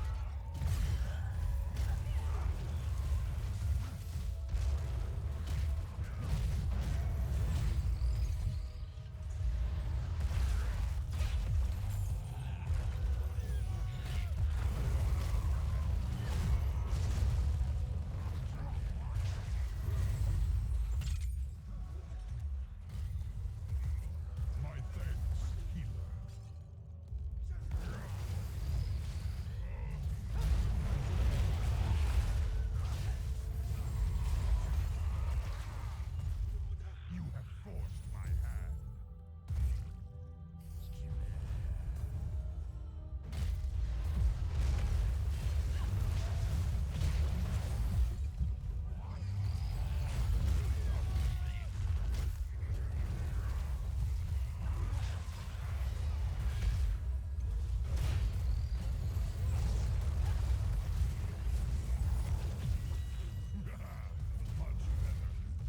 Other two heroics, she has one that lets her fight while stealth.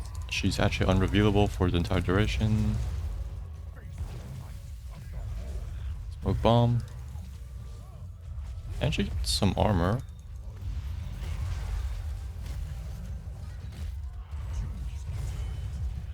Your spirit is strong, mortal. I feel like she shouldn't really get armor because she's very untargetable, and this is the more offensive heroic as you can't directly attack her.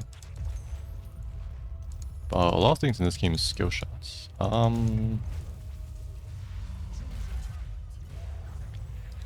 Because the other heroic only gives her spell armor and unstoppable. It's pretty good offensively and offensively because of the unstoppable part.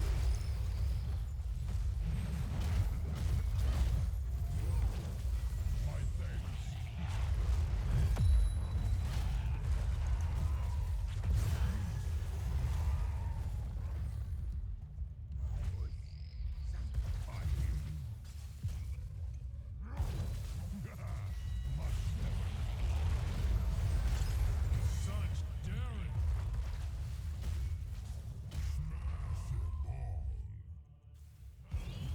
is upon you.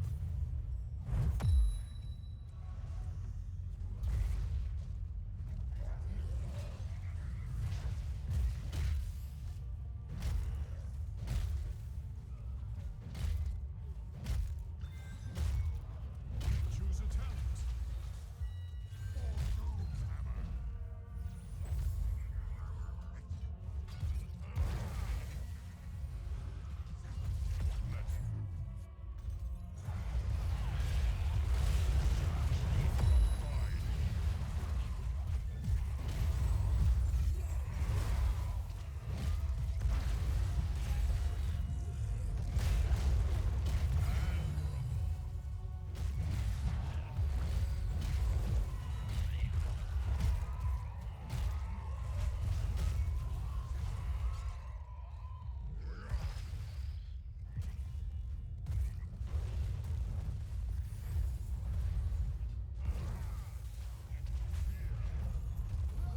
That's your 20s.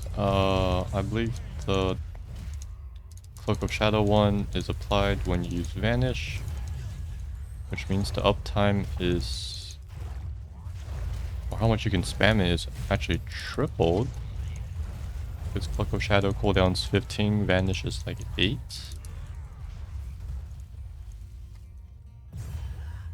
Enveloping Shadows.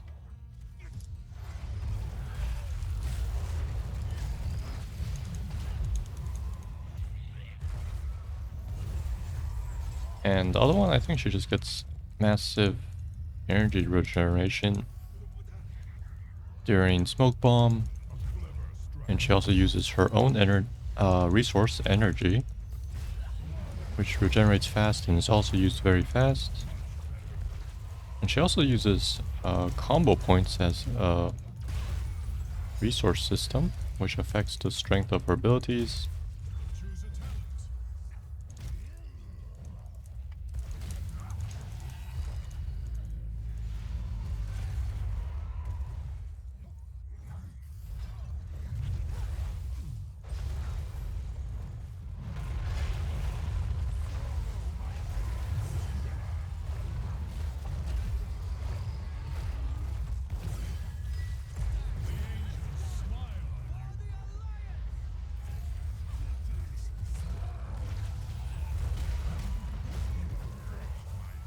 Killing spree.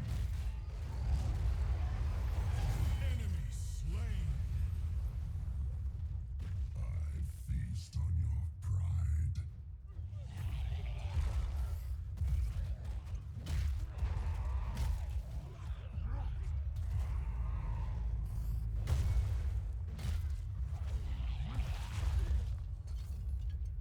Understood.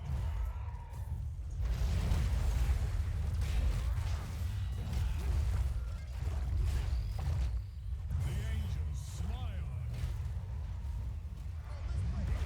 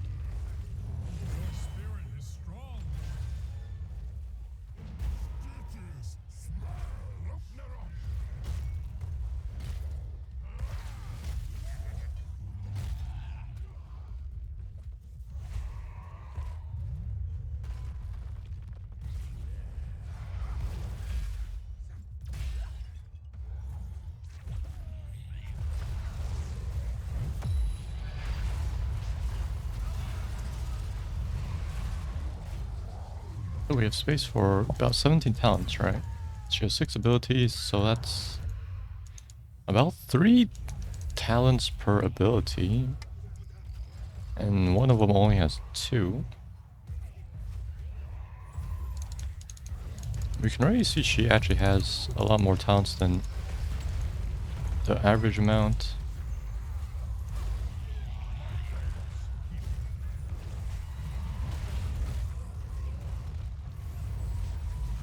So either I don't really give her generic talents, or maybe I give 2 talents per stealth ability, because she's in stealth not that often, as she only is in stealth to initiate with.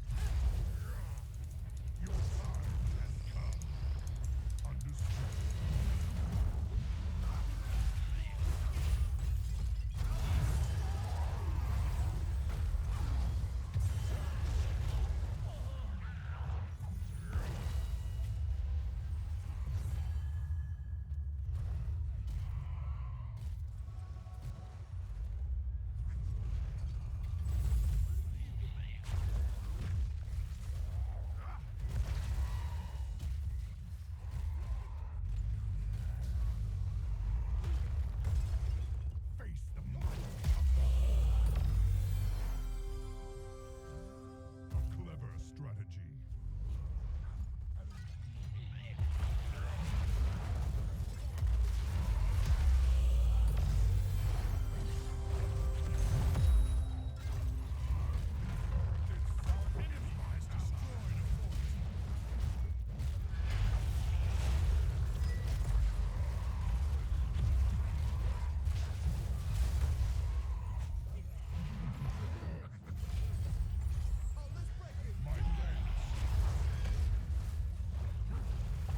Your time has come.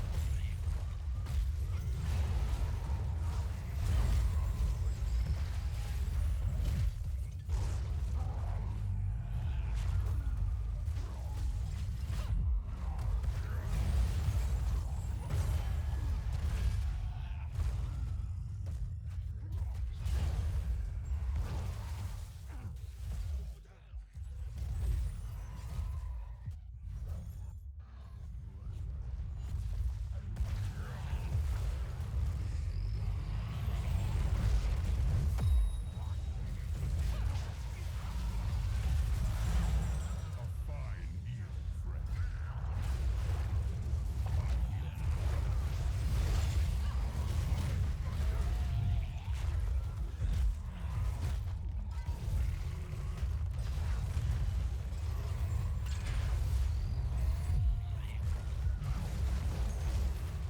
Such daring. Peace has been assured for a while. Mayhem.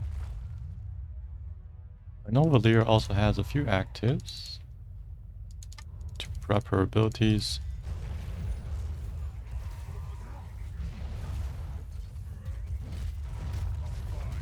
So I'd probably turn them into passives if possible.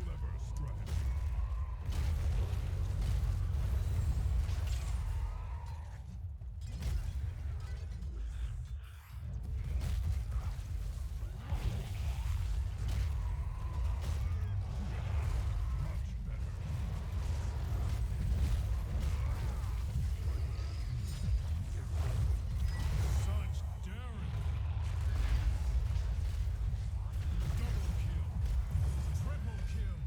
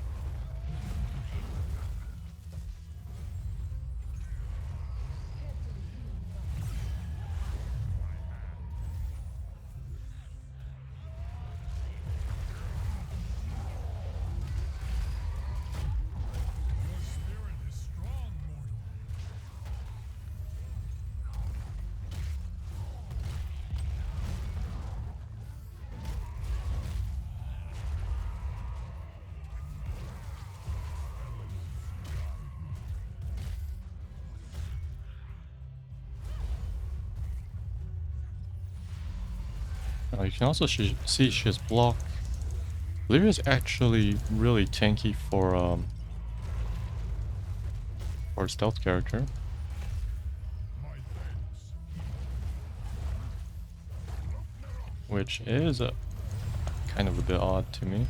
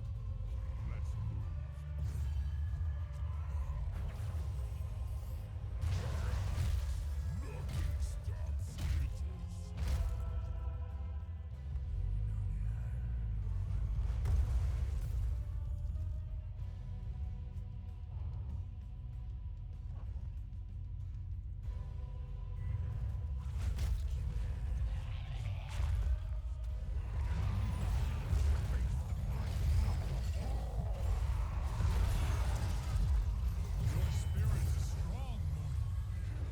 Your killing spree is over. Hero of the storm.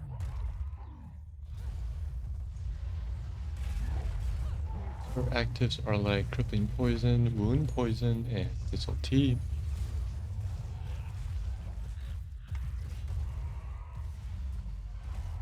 So we can go over. So her smoke ball makes last 5 seconds.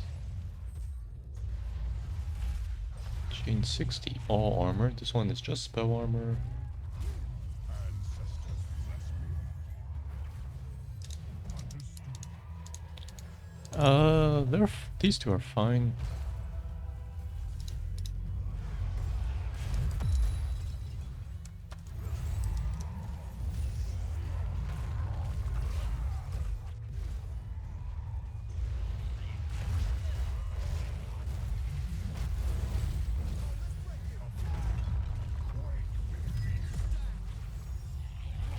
Angels smile on you.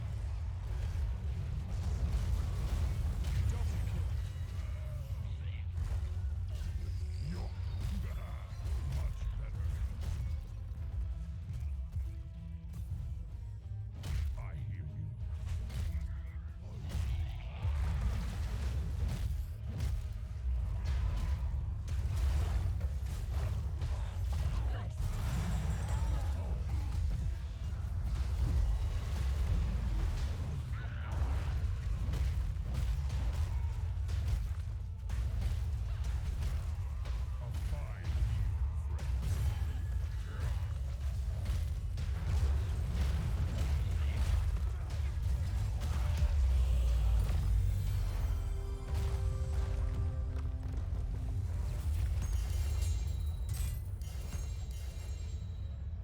My thanks to you, mortals.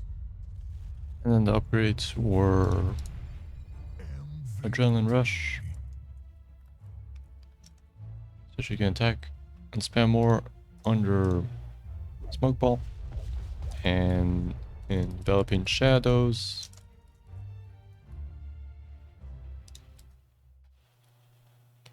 Elusiveness, I don't really like it as a 20 because it doesn't do too much. I'd probably drop the movement speed down to 10% bonus. So you're as fast as a horse, you don't need to horse. And you can just walk around with Banish because it has infinite duration.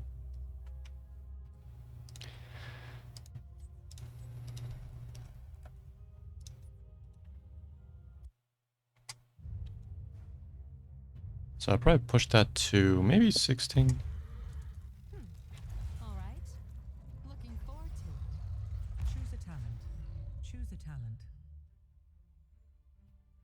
Or you can see the only thing that uses combo point is Eviscerate, which is the finisher blow.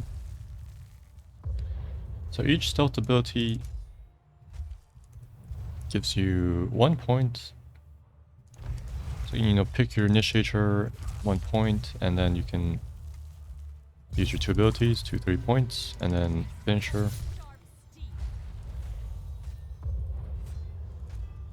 So I was checking the cooldown.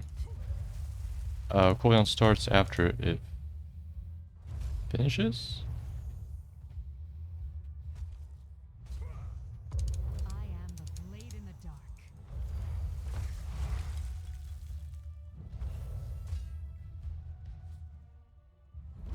So she can't immediately go back to stealth, but she can Can't do that. stealth in combat because you just activate your trait.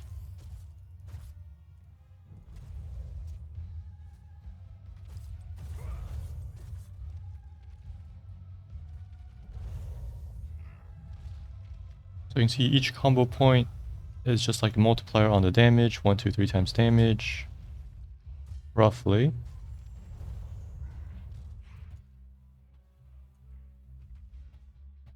Maybe let's actually tweak the numbers so that's more true. So we can add like a 4th tier to Eviscerate, Good idea. but we'll get to there. You can just check out the Eviscerate damage, 85. And then times 2 is, I believe, 170, times 3 is 255. So that is a 1, 2, 3 times multiplier.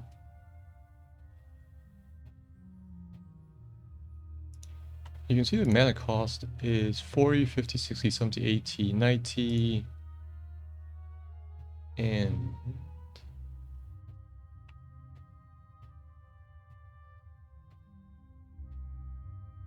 okay, so ambush is the only cheap one that lets you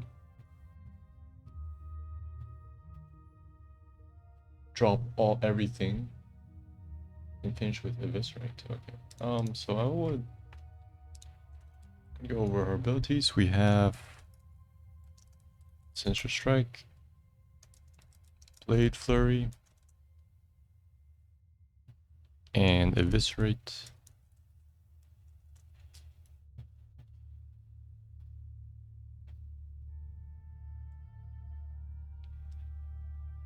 And Vanish. And then we can have the other half of her abilities, which are Ambush, Cheap Shot, and Garrote. So we have, let's see, for Vanish, we will have Elusiveness, Movement bonus, reduced to 10%.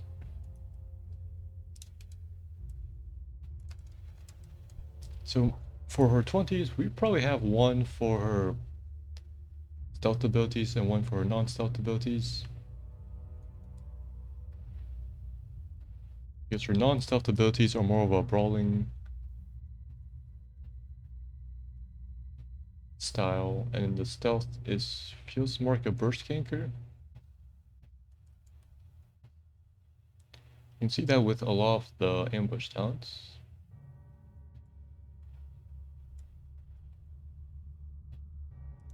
So let's just go over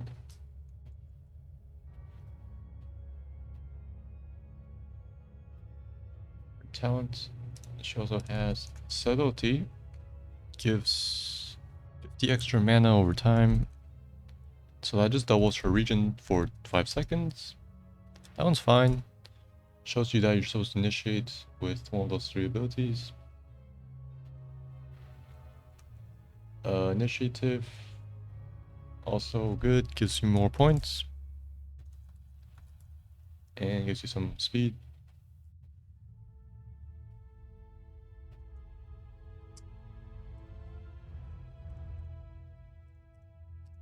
So for, wait a second, we have technically 7 abilities. 7 times. Okay, 6 times 2 plus 3. Leave space for 2 more. So we had 2 talents for every ability, maybe. That leaves us space for 2 more extra things.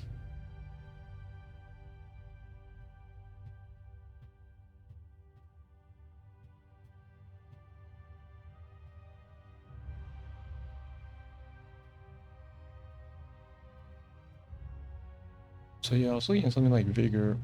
Vigor mana pool.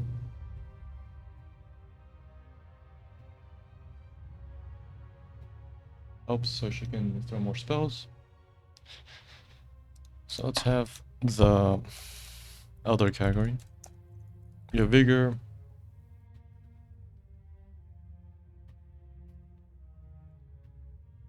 Let's just change this to regenerate 2 additional energy per second and max energy increased to 120. So she still regens 10% of her mana per second. But now max pull is 120 and she regens 12 per second.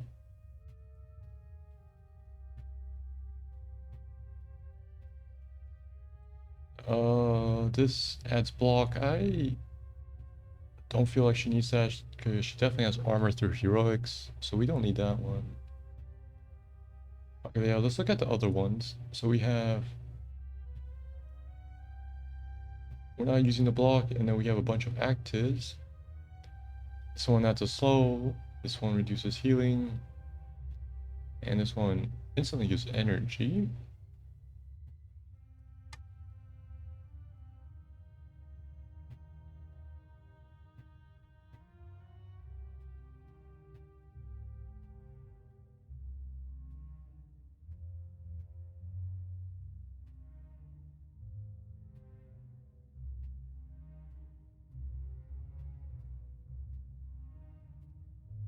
I would probably have the healing reduction, wound poison.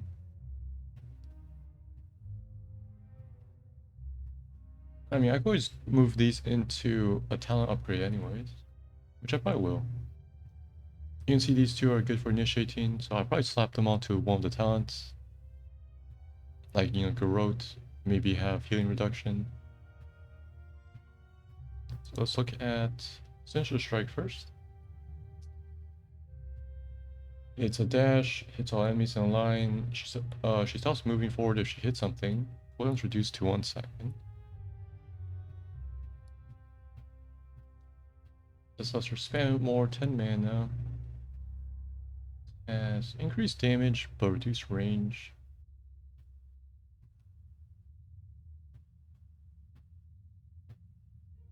And this one deals additional damage, generates additional combo point when used against CC'd enemies. She does have stun and a silence.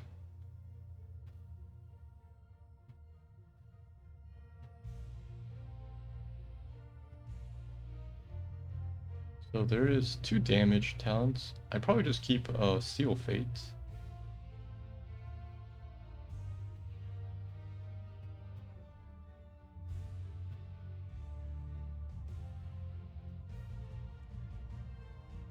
And Relentless Strikes because you can see she gets like a refund when she hits. So you can spam that on top of your all attacks for DPS, sustained DPS. So the mana cost reduction would help. So we have that one and Seal Fate. So the combo point will also help land for spending for Eviscerate. Blade Flurry, we have deals AoE damage, awards a point for every hero hit.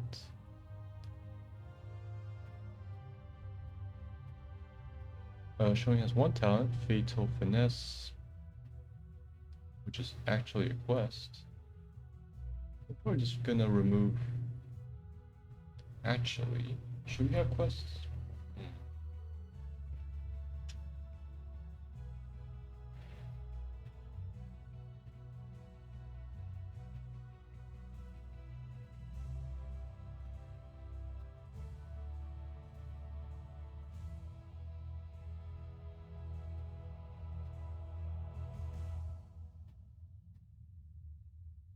Okay, let's maybe keep that as a quest.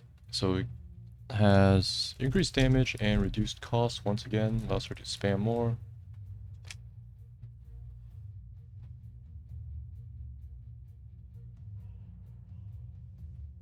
And then we just need to add another talent later. It won't be damage. Let's have something interesting. For this rate, it's the finisher move. We have Slice and Dice. Which rewards you for using all 3 combo points. You get AS.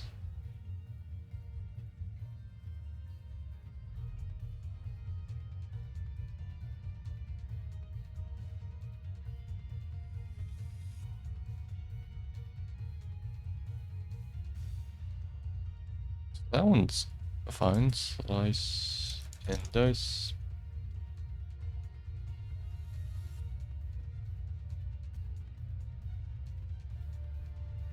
I'll probably remove the passive part.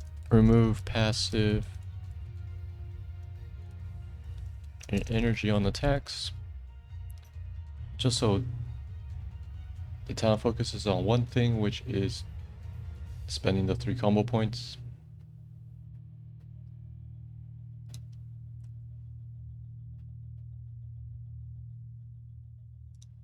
You have one for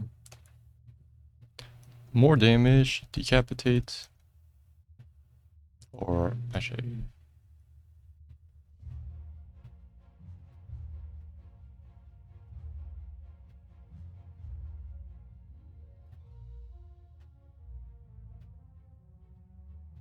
yeah, so let's call it decapitate. Can store and use 4 combo points, dealing, let's see, 85 times 4, dealing 340 base damage. For eviscerate, can store and use 4 combo points for eviscerate, dealing 340 bonus damage.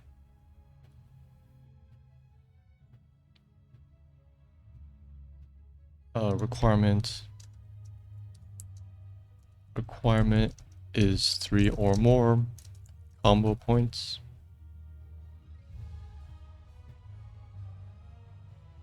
So it works with this talent, obviously. So that would be her hardest hitting ability at 340. Let me check. Ambush also hits hard 130. Okay, maybe you need the talents for it to hit hard. And then let's see, next is Ambush. So yeah, all her stealth abilities have teleport if you wait long enough.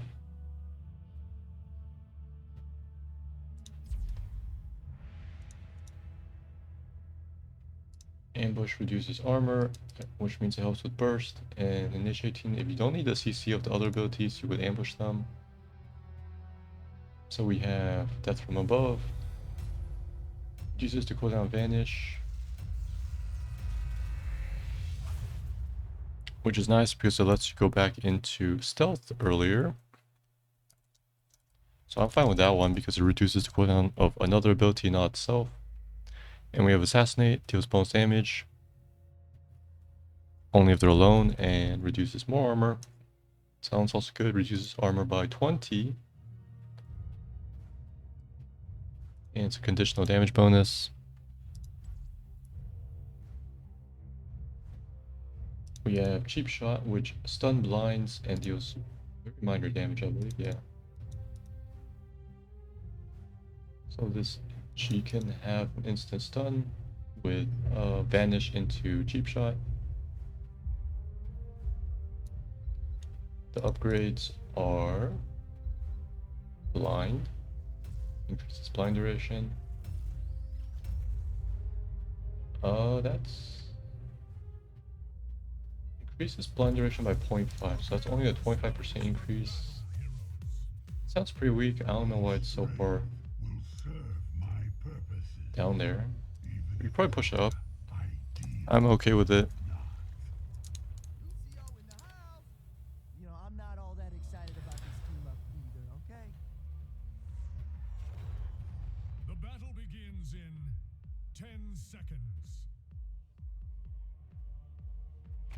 5, And we can maybe add a slow to it. 1. Crippling poison. Let the battle 20% slow for 4 seconds. Maybe add that to cheap shot. We'll call it concussion. And yeah, it'll be a 20% slow for 4 seconds.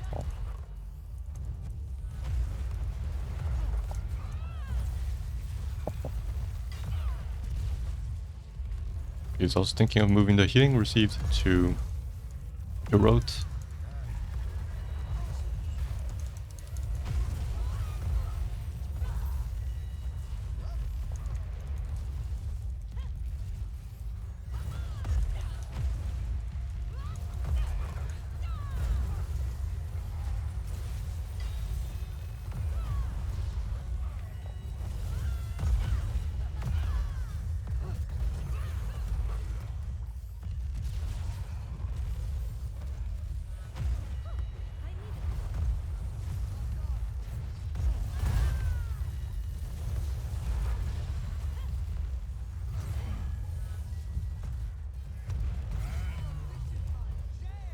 I am thankful you are here.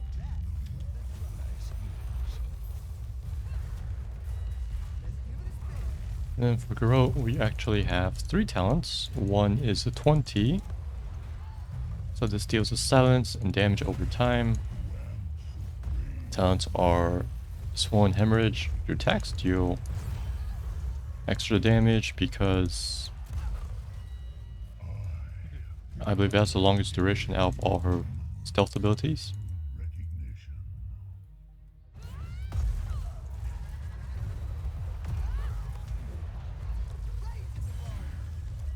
Choose a talent.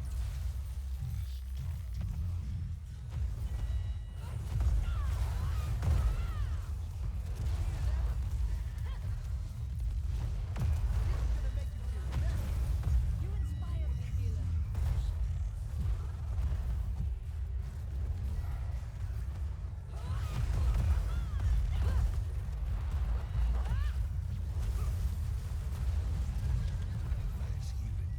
So it makes sense for that one to have the bonus attack damage. But you have good right click with that attack damage and attack speed from the Viscerate talent. Tiggled. So you can see Garou lasts 7 seconds.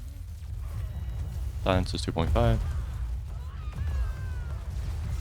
The damage of the dot is decent, 140. You've done this before.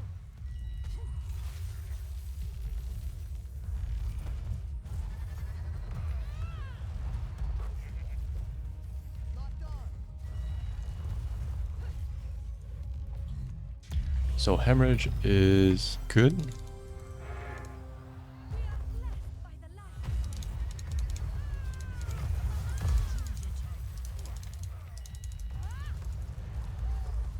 You inspire me,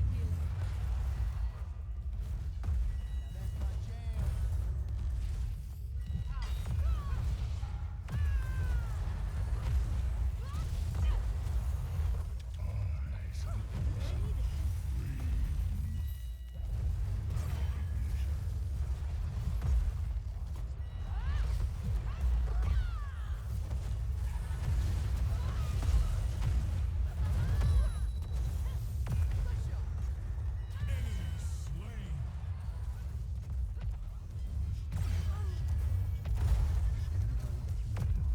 Your resilience cannot be shaken. She also has Strangle, reduces their spell power. I mean, that's so they can't fight back after the silenced. We go.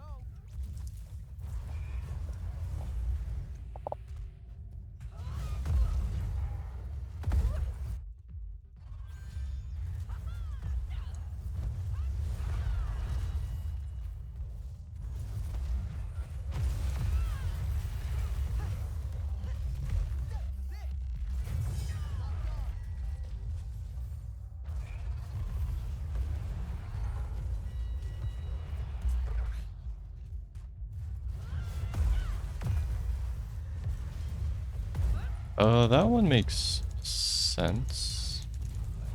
Then I might make wound poison tied to her trait.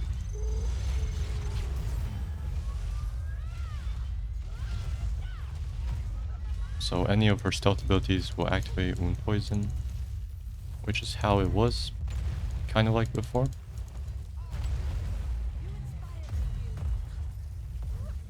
I might kind of fuse the damage over time and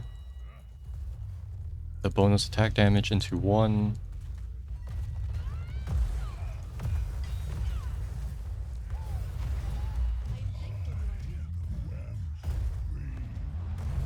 Talent. Because they focus on auto-attacking the enemy.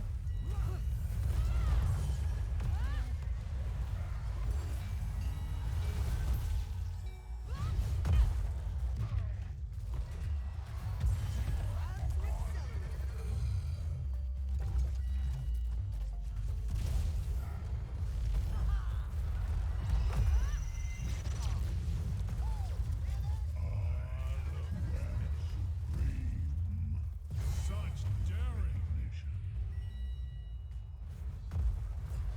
I'm not sure what all that was.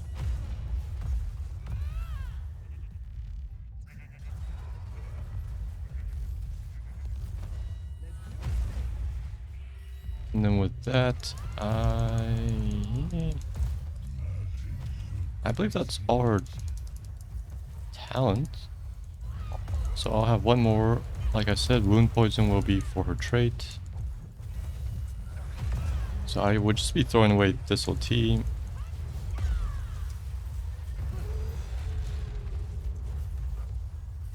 And I will buff one of her non-stealth abilities into a 20. Slain. Double kill. Choose attack. Triple kill. Now I think I also need to make one more for Blade Flurry. Quad kill. So that one I might actually wait a sec. Killing spree.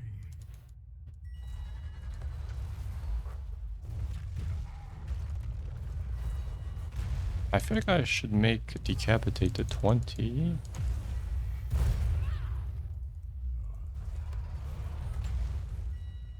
I hear that.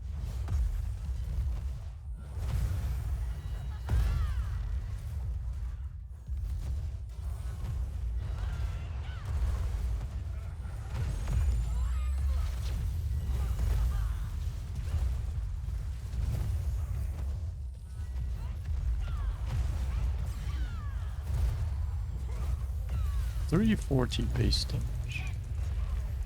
I was thinking also buffing Decapitate to 5 combo points. That'd be 420 damage. It's essentially her damage heroic of a nuke. She gets it at 20.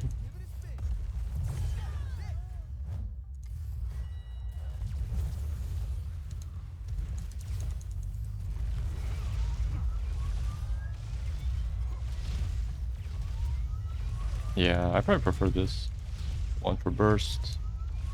Because the Garrote one is more for a long-term hindering the enemy. I'll make the spell power also tied to the damage over time.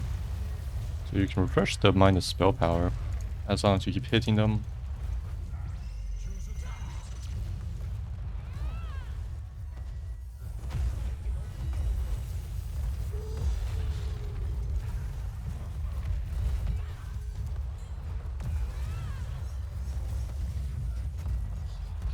You inspire me, healer.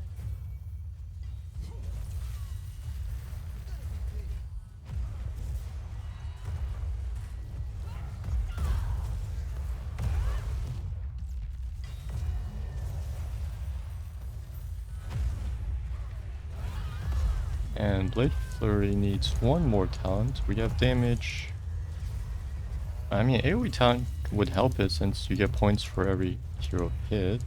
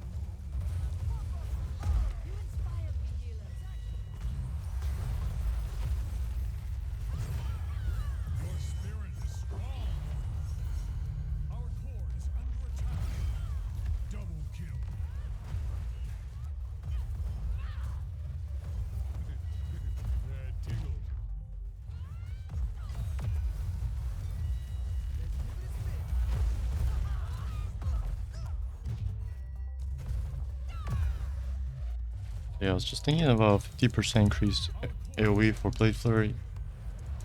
And we'll call it 1,000 cuts.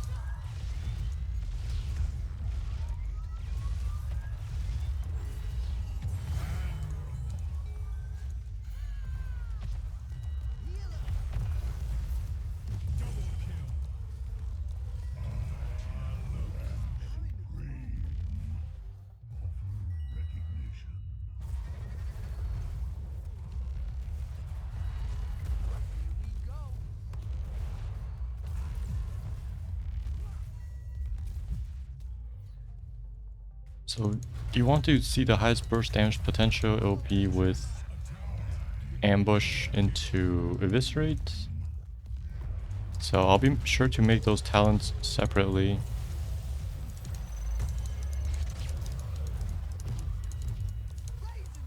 So you can pick all those talents together if they weren't already there.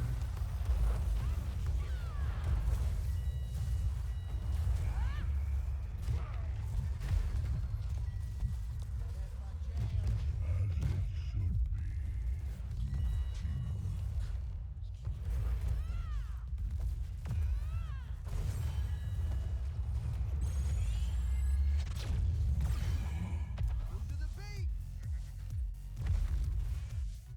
Pew, pew, pew.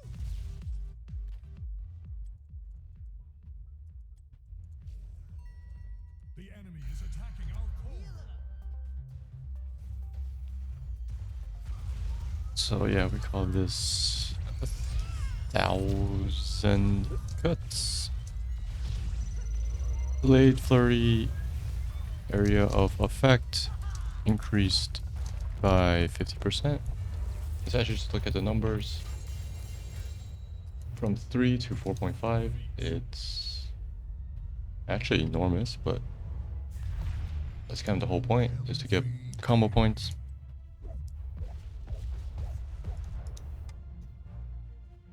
And let's see, we had cheap shot. We also were adding concussion.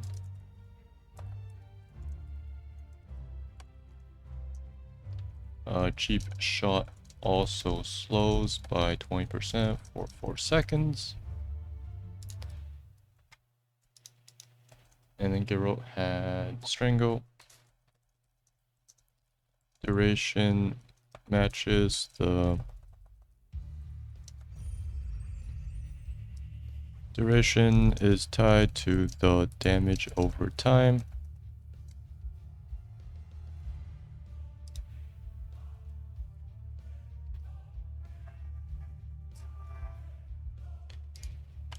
Because we have Rupture.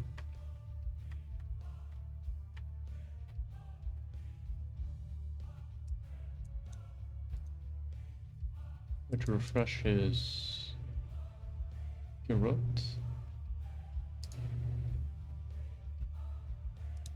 So we'll have Rupture because it's amazing with Strangle, and so we'll leave that at 20, I think. And we will also put in the effect of Hemorrhage. Attacks also deal 40% increased damage against enemies affected by Geralt.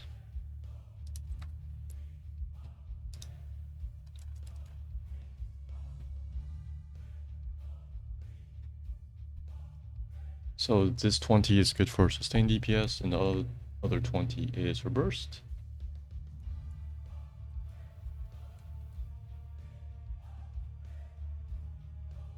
Store and use 5 combo points for Eviscerate, dealing 340, and last tier is 425 damage.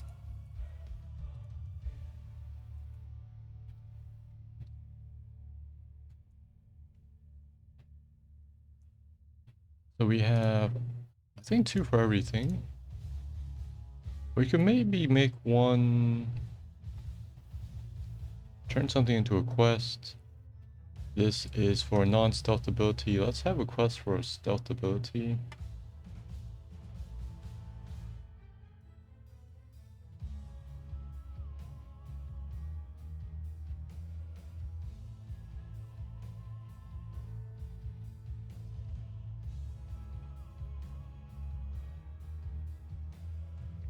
So the stealth abilities are ambush, blind, push, cheap shot, and garrote.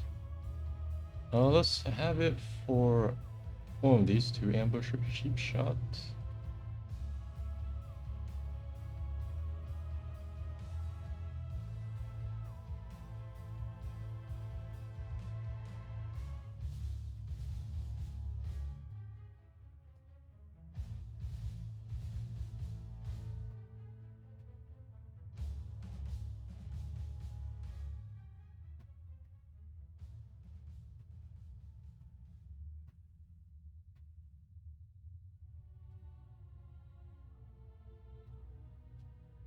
Maybe let's have a quest for cheap shot.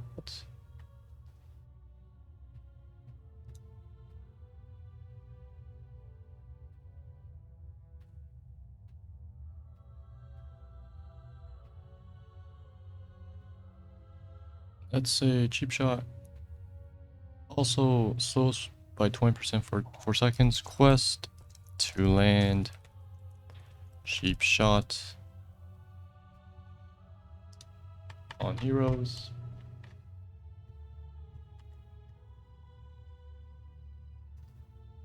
And cheap shot on heroes. Reward is increases the slow by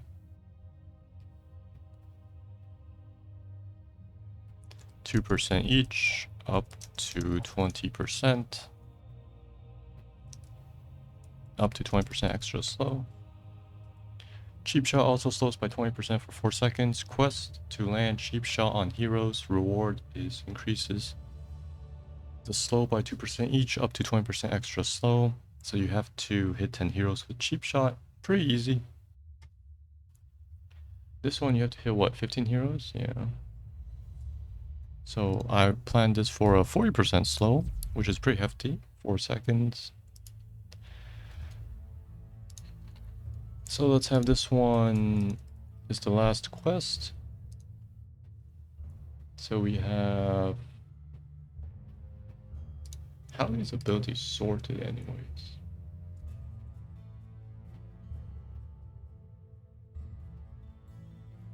Like QQ, W, E, it looks like.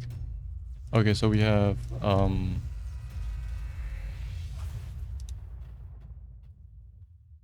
we have this for down here. We have, wait, what's this? This is a W quest. We have this and Blade Flurry. Fatal Finesse.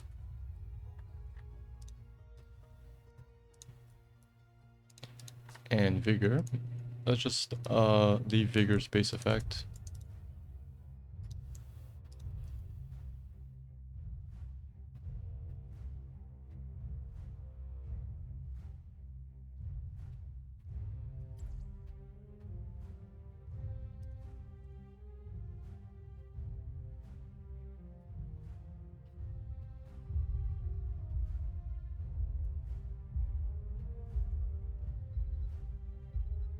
So the plan is to have ambush is separate from eviscerate.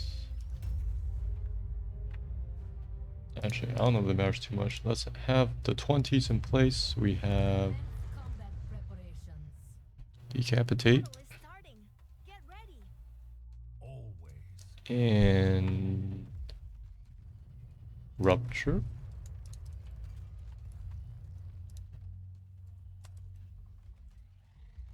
Strangle is, pretty sure it's now a 16. Battle begins in What else was here?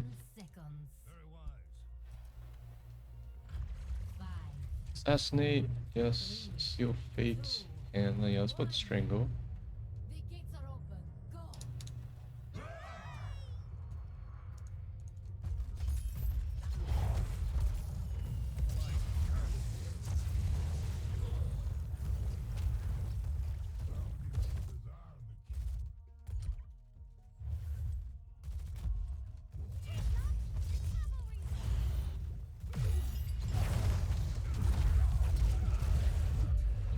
You've been struck down.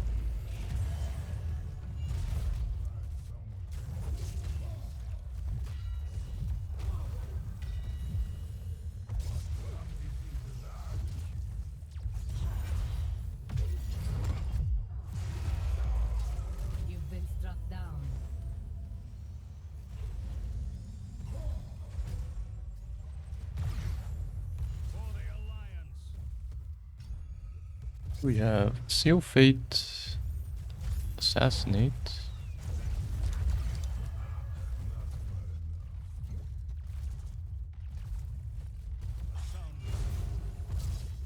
And I was going to put Strangle.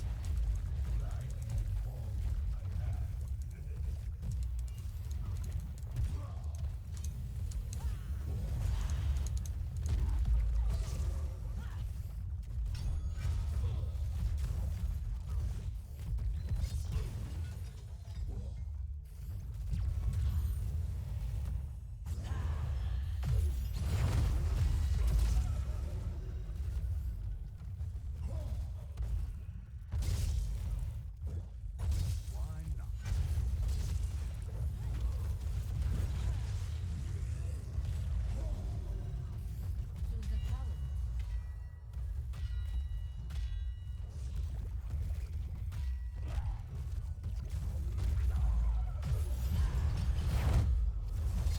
You knew this was a possibility.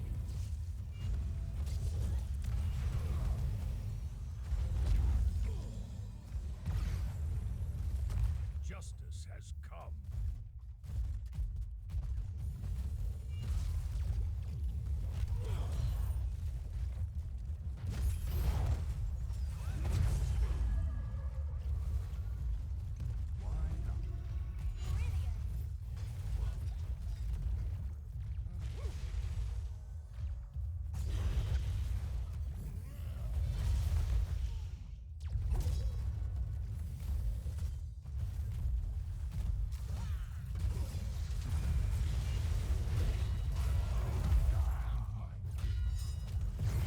Enemies of the light, the light blesses your hand.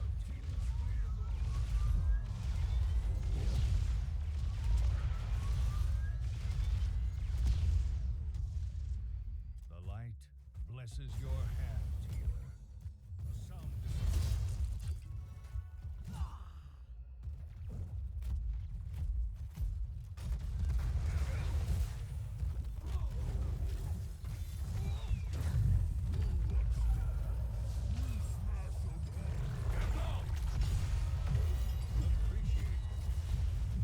Do not let your death be for nothing.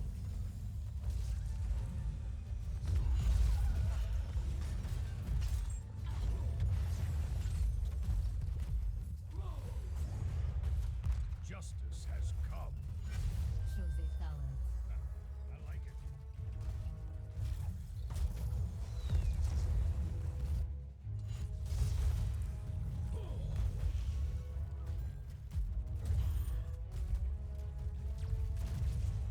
Oh yeah, I was gonna put Elusiveness at 16. I guess I would demote one of them. Probably Seal Fate I would demote into maybe 13.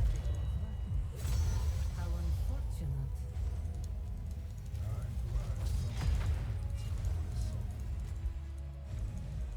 Much better. So we put this one at 16. And we take out Seal Fate.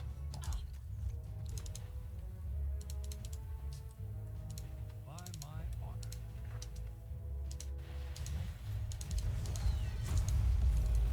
The light is with us.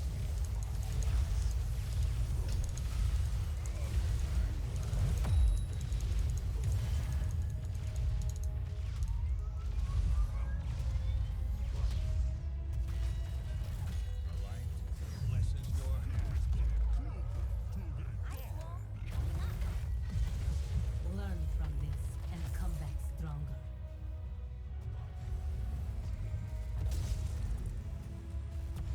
A sound decision. I probably pushed Blind up earlier. It's pretty weak. We have a space for Strangle. Death from above. Doesn't have to be at 13.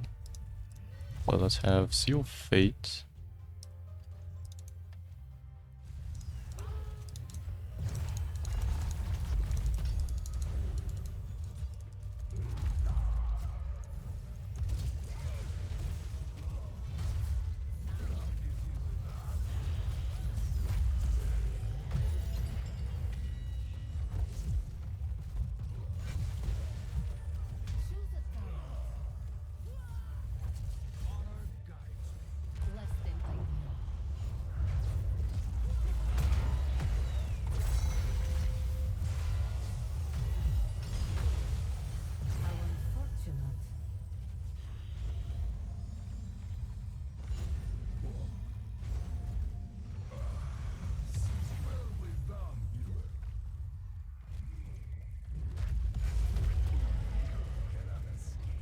We also have what? Subtlety and subtlety is pushed down.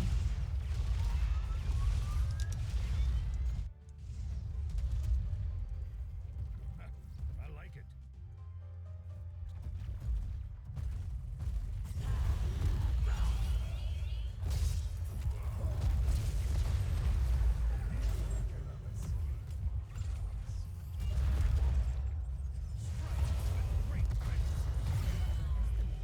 So if I make it possible to have 5 combo points, you would need subtlety and seal fate, I believe.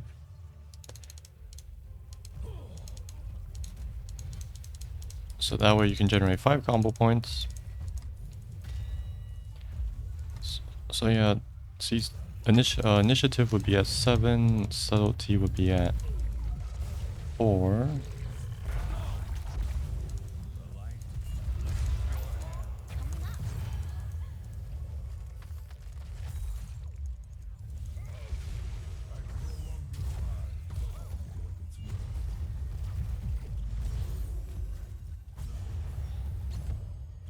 Appreciated.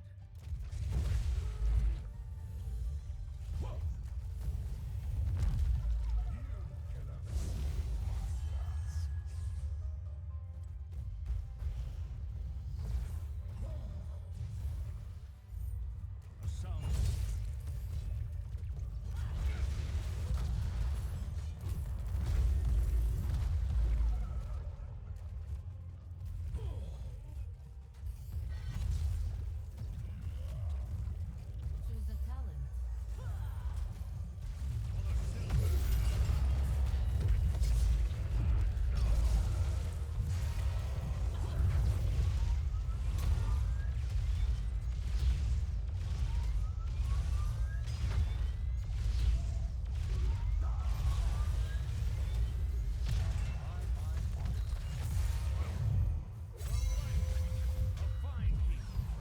You knew this was a possibility.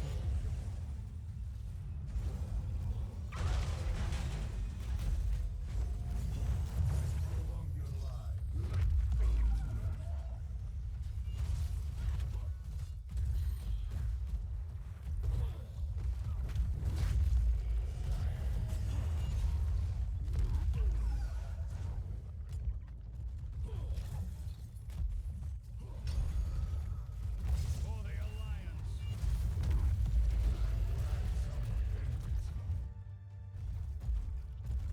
Why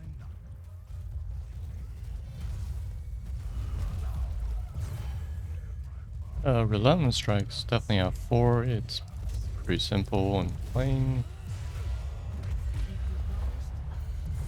Quite a demonstration.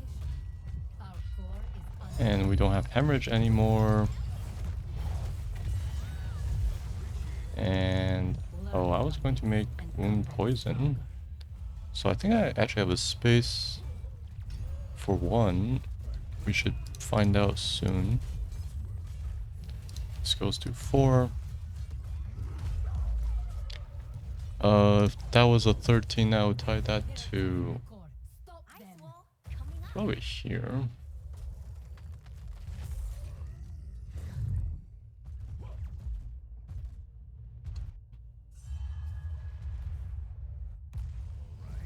Let's try that again.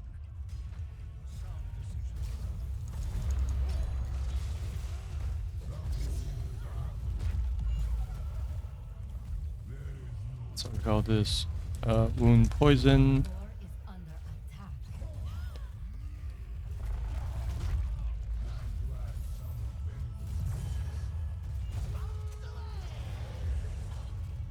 So you can actually stack this with Concussion. But this is using ability while stealth.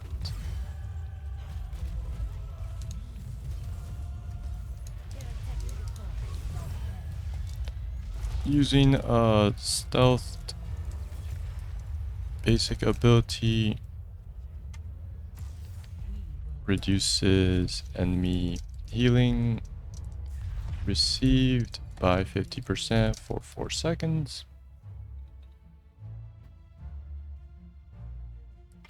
So it just turns this into a passive because it gets tied into the trait.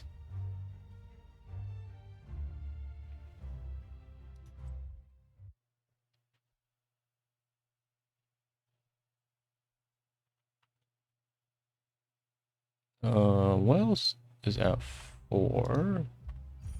I feel like... okay, I feel like this is definitely a 4 then. Blind. Let's actually buff it. No, wait. How long does it last? 2 to 2.5 seconds. Okay, at 4, yeah, it's fine. Blind. And then we have, what, 1, 2, 3 spaces. So we should have 1, 2, 3. That's correct. 7, 7, and 13. 7, 7, and 13. Okay, let's leave this at 13. So we have Sinister Strike and Death from Above.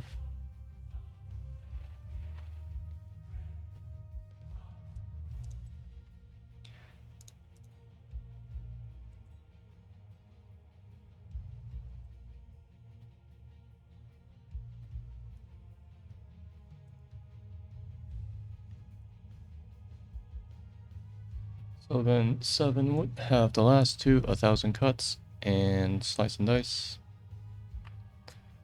I wanted to change Slice and Dice slightly.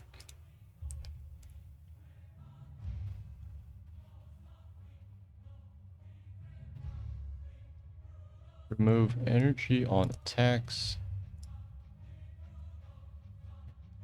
Get 50% AS per combo point spent for 3 seconds.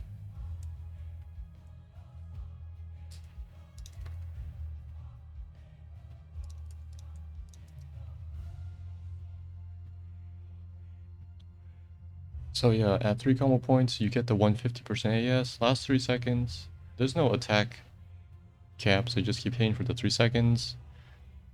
So if you can get 5 stacks with Decapitate.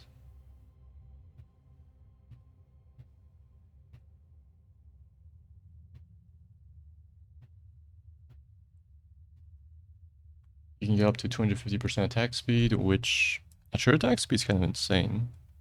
2 times 2.5 is 5 hits a second with 150% attack speed. 2 times 3.5 is 7 attacks per second.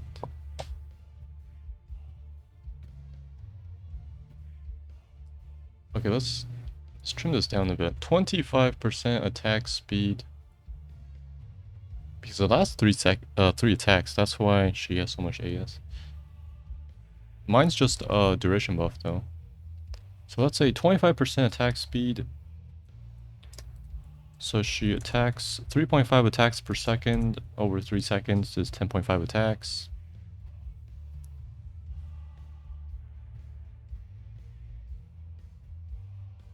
And her old version would be 5 attacks per second. But she burns that in less than a second.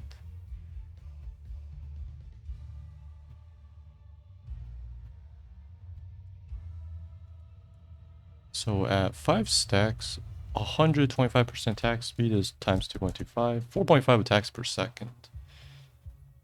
Oh yeah, that's better than her giving her some insane attack speed.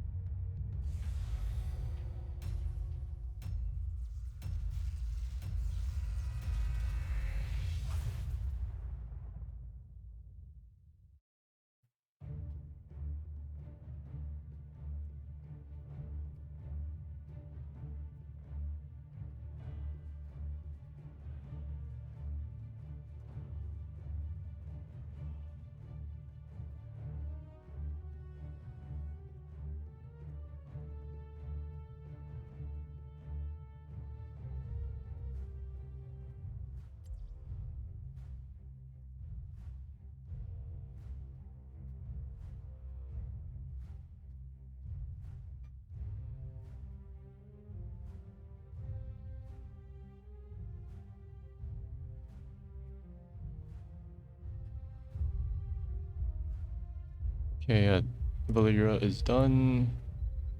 I just trimmed some things and added Decapitate should be a very nice 20 with insane burst damage. So you can get the extra combo points at 13, Seal Fate, and Initiative at 7. So to do Seal Fate, you need to hit them with... Let's say you just hit them with a cheap shot because it's a blind... stun, sorry. Well, also blinds, but you're using it for the stun. So let's say you Vanish, cheap shot, so you get extra point there. Seal Fate, you get an extra point there. So that's 4 points. You do Blade Flurry, 5 into Eviscerate. That's the full combo for 5 combo points.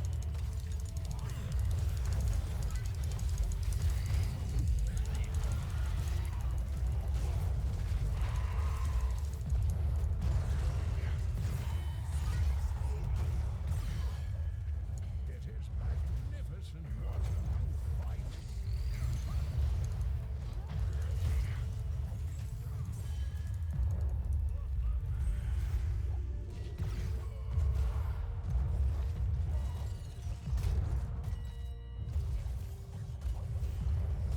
Or if you wanted the sustained DPS, you go Rupture along with Strangle, since you can refresh that one. And then you take maybe Wound Poison, so enemies can't get healed back up. You would take Slice and Dice. You can only get 3 combo points, so that's 75% attack speed. But that's for 3 seconds. Or sustained DPS. At 4, you maybe take Relentless Strikes just to mix that in with your attacks. And maybe Vigor, just more mana at 1.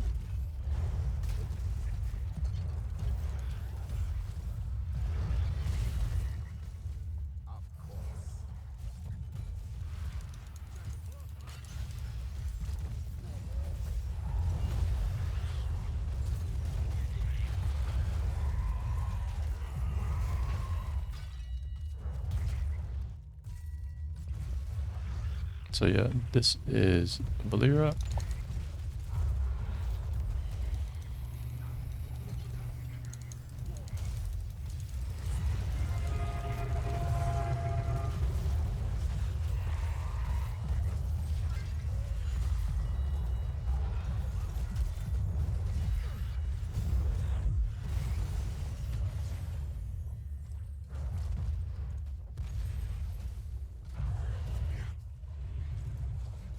I got friends.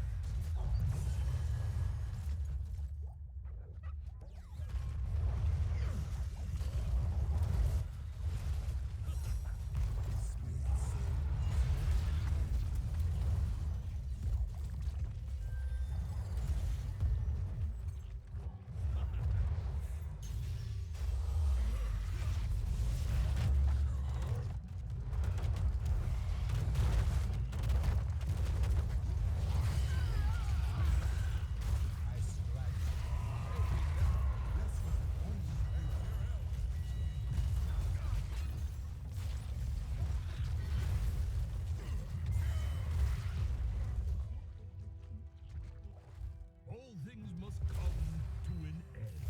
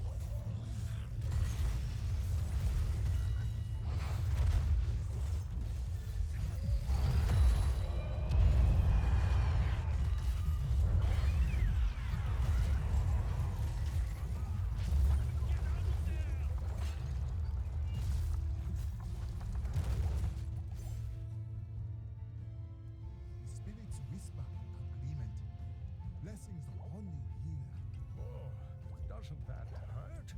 Go and heal.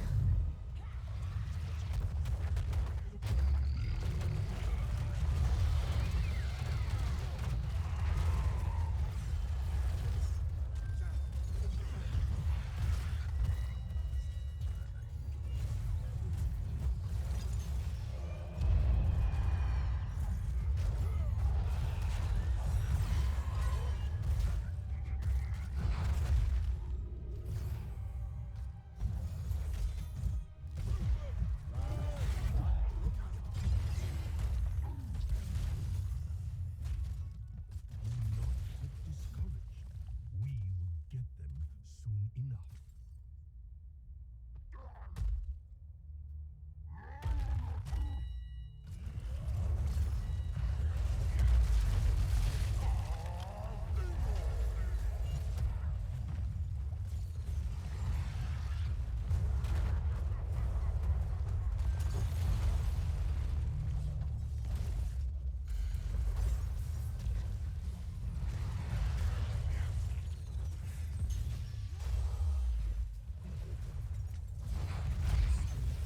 It is not my time. Now I see.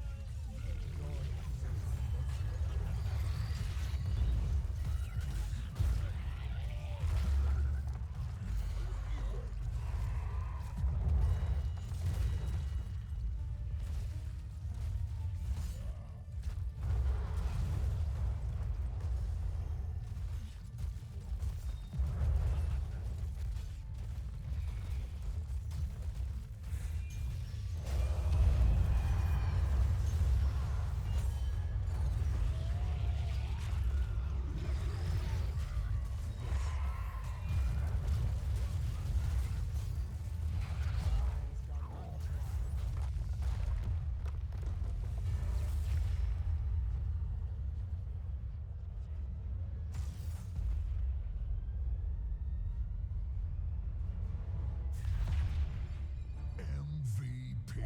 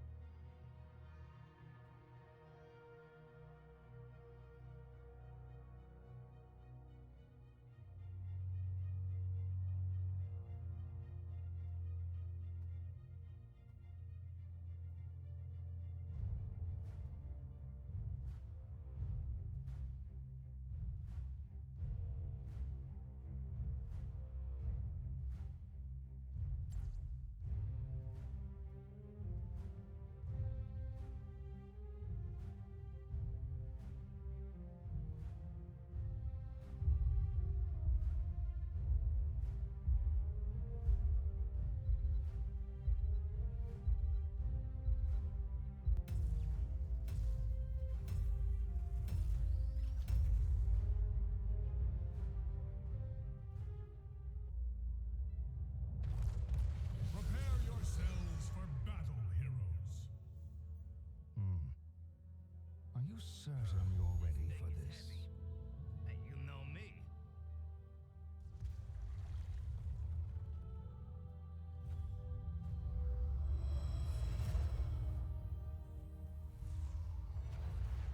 The battle begins in 10 seconds. 5, 4, 3, 2, 1. one. To arms.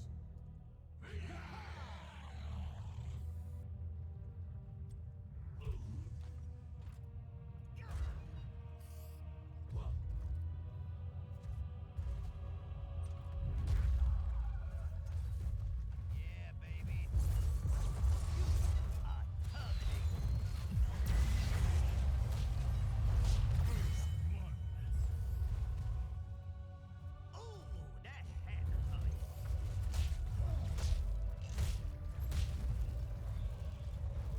My power and my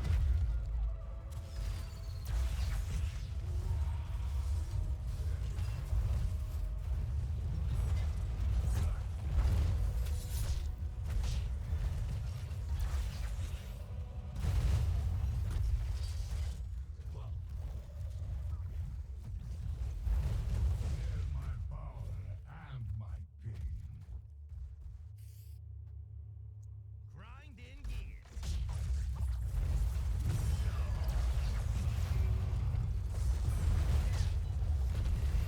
Loving them heels.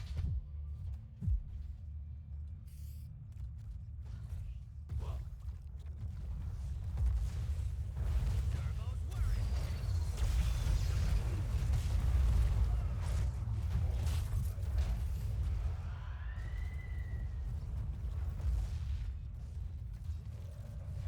Hey, thanks.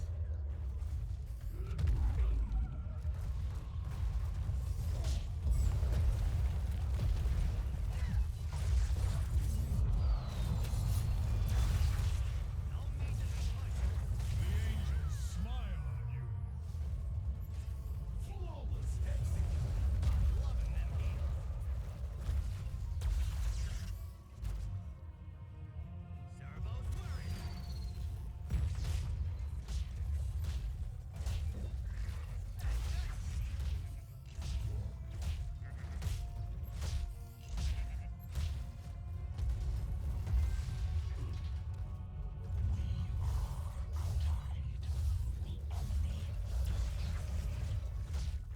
I'm loving them heels.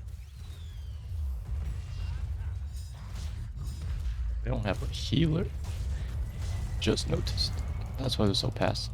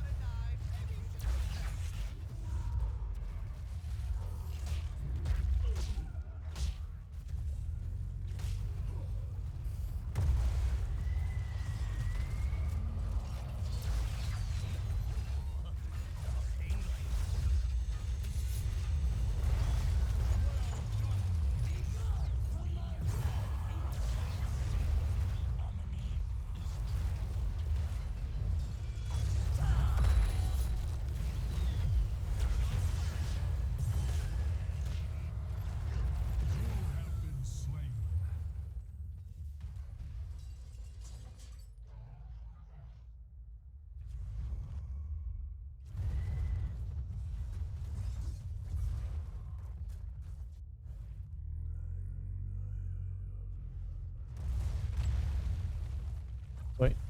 Blind increases the duration by. Oh, so it goes up to 4.5 seconds. Let's probably. Choose a talent. Yeah, let's nerf that to duration bonus to 2 seconds. No need to be pushy. Ooh, I've been hiding that. So it goes to 4 seconds, which matches some of the other effects like wound poison and the slow.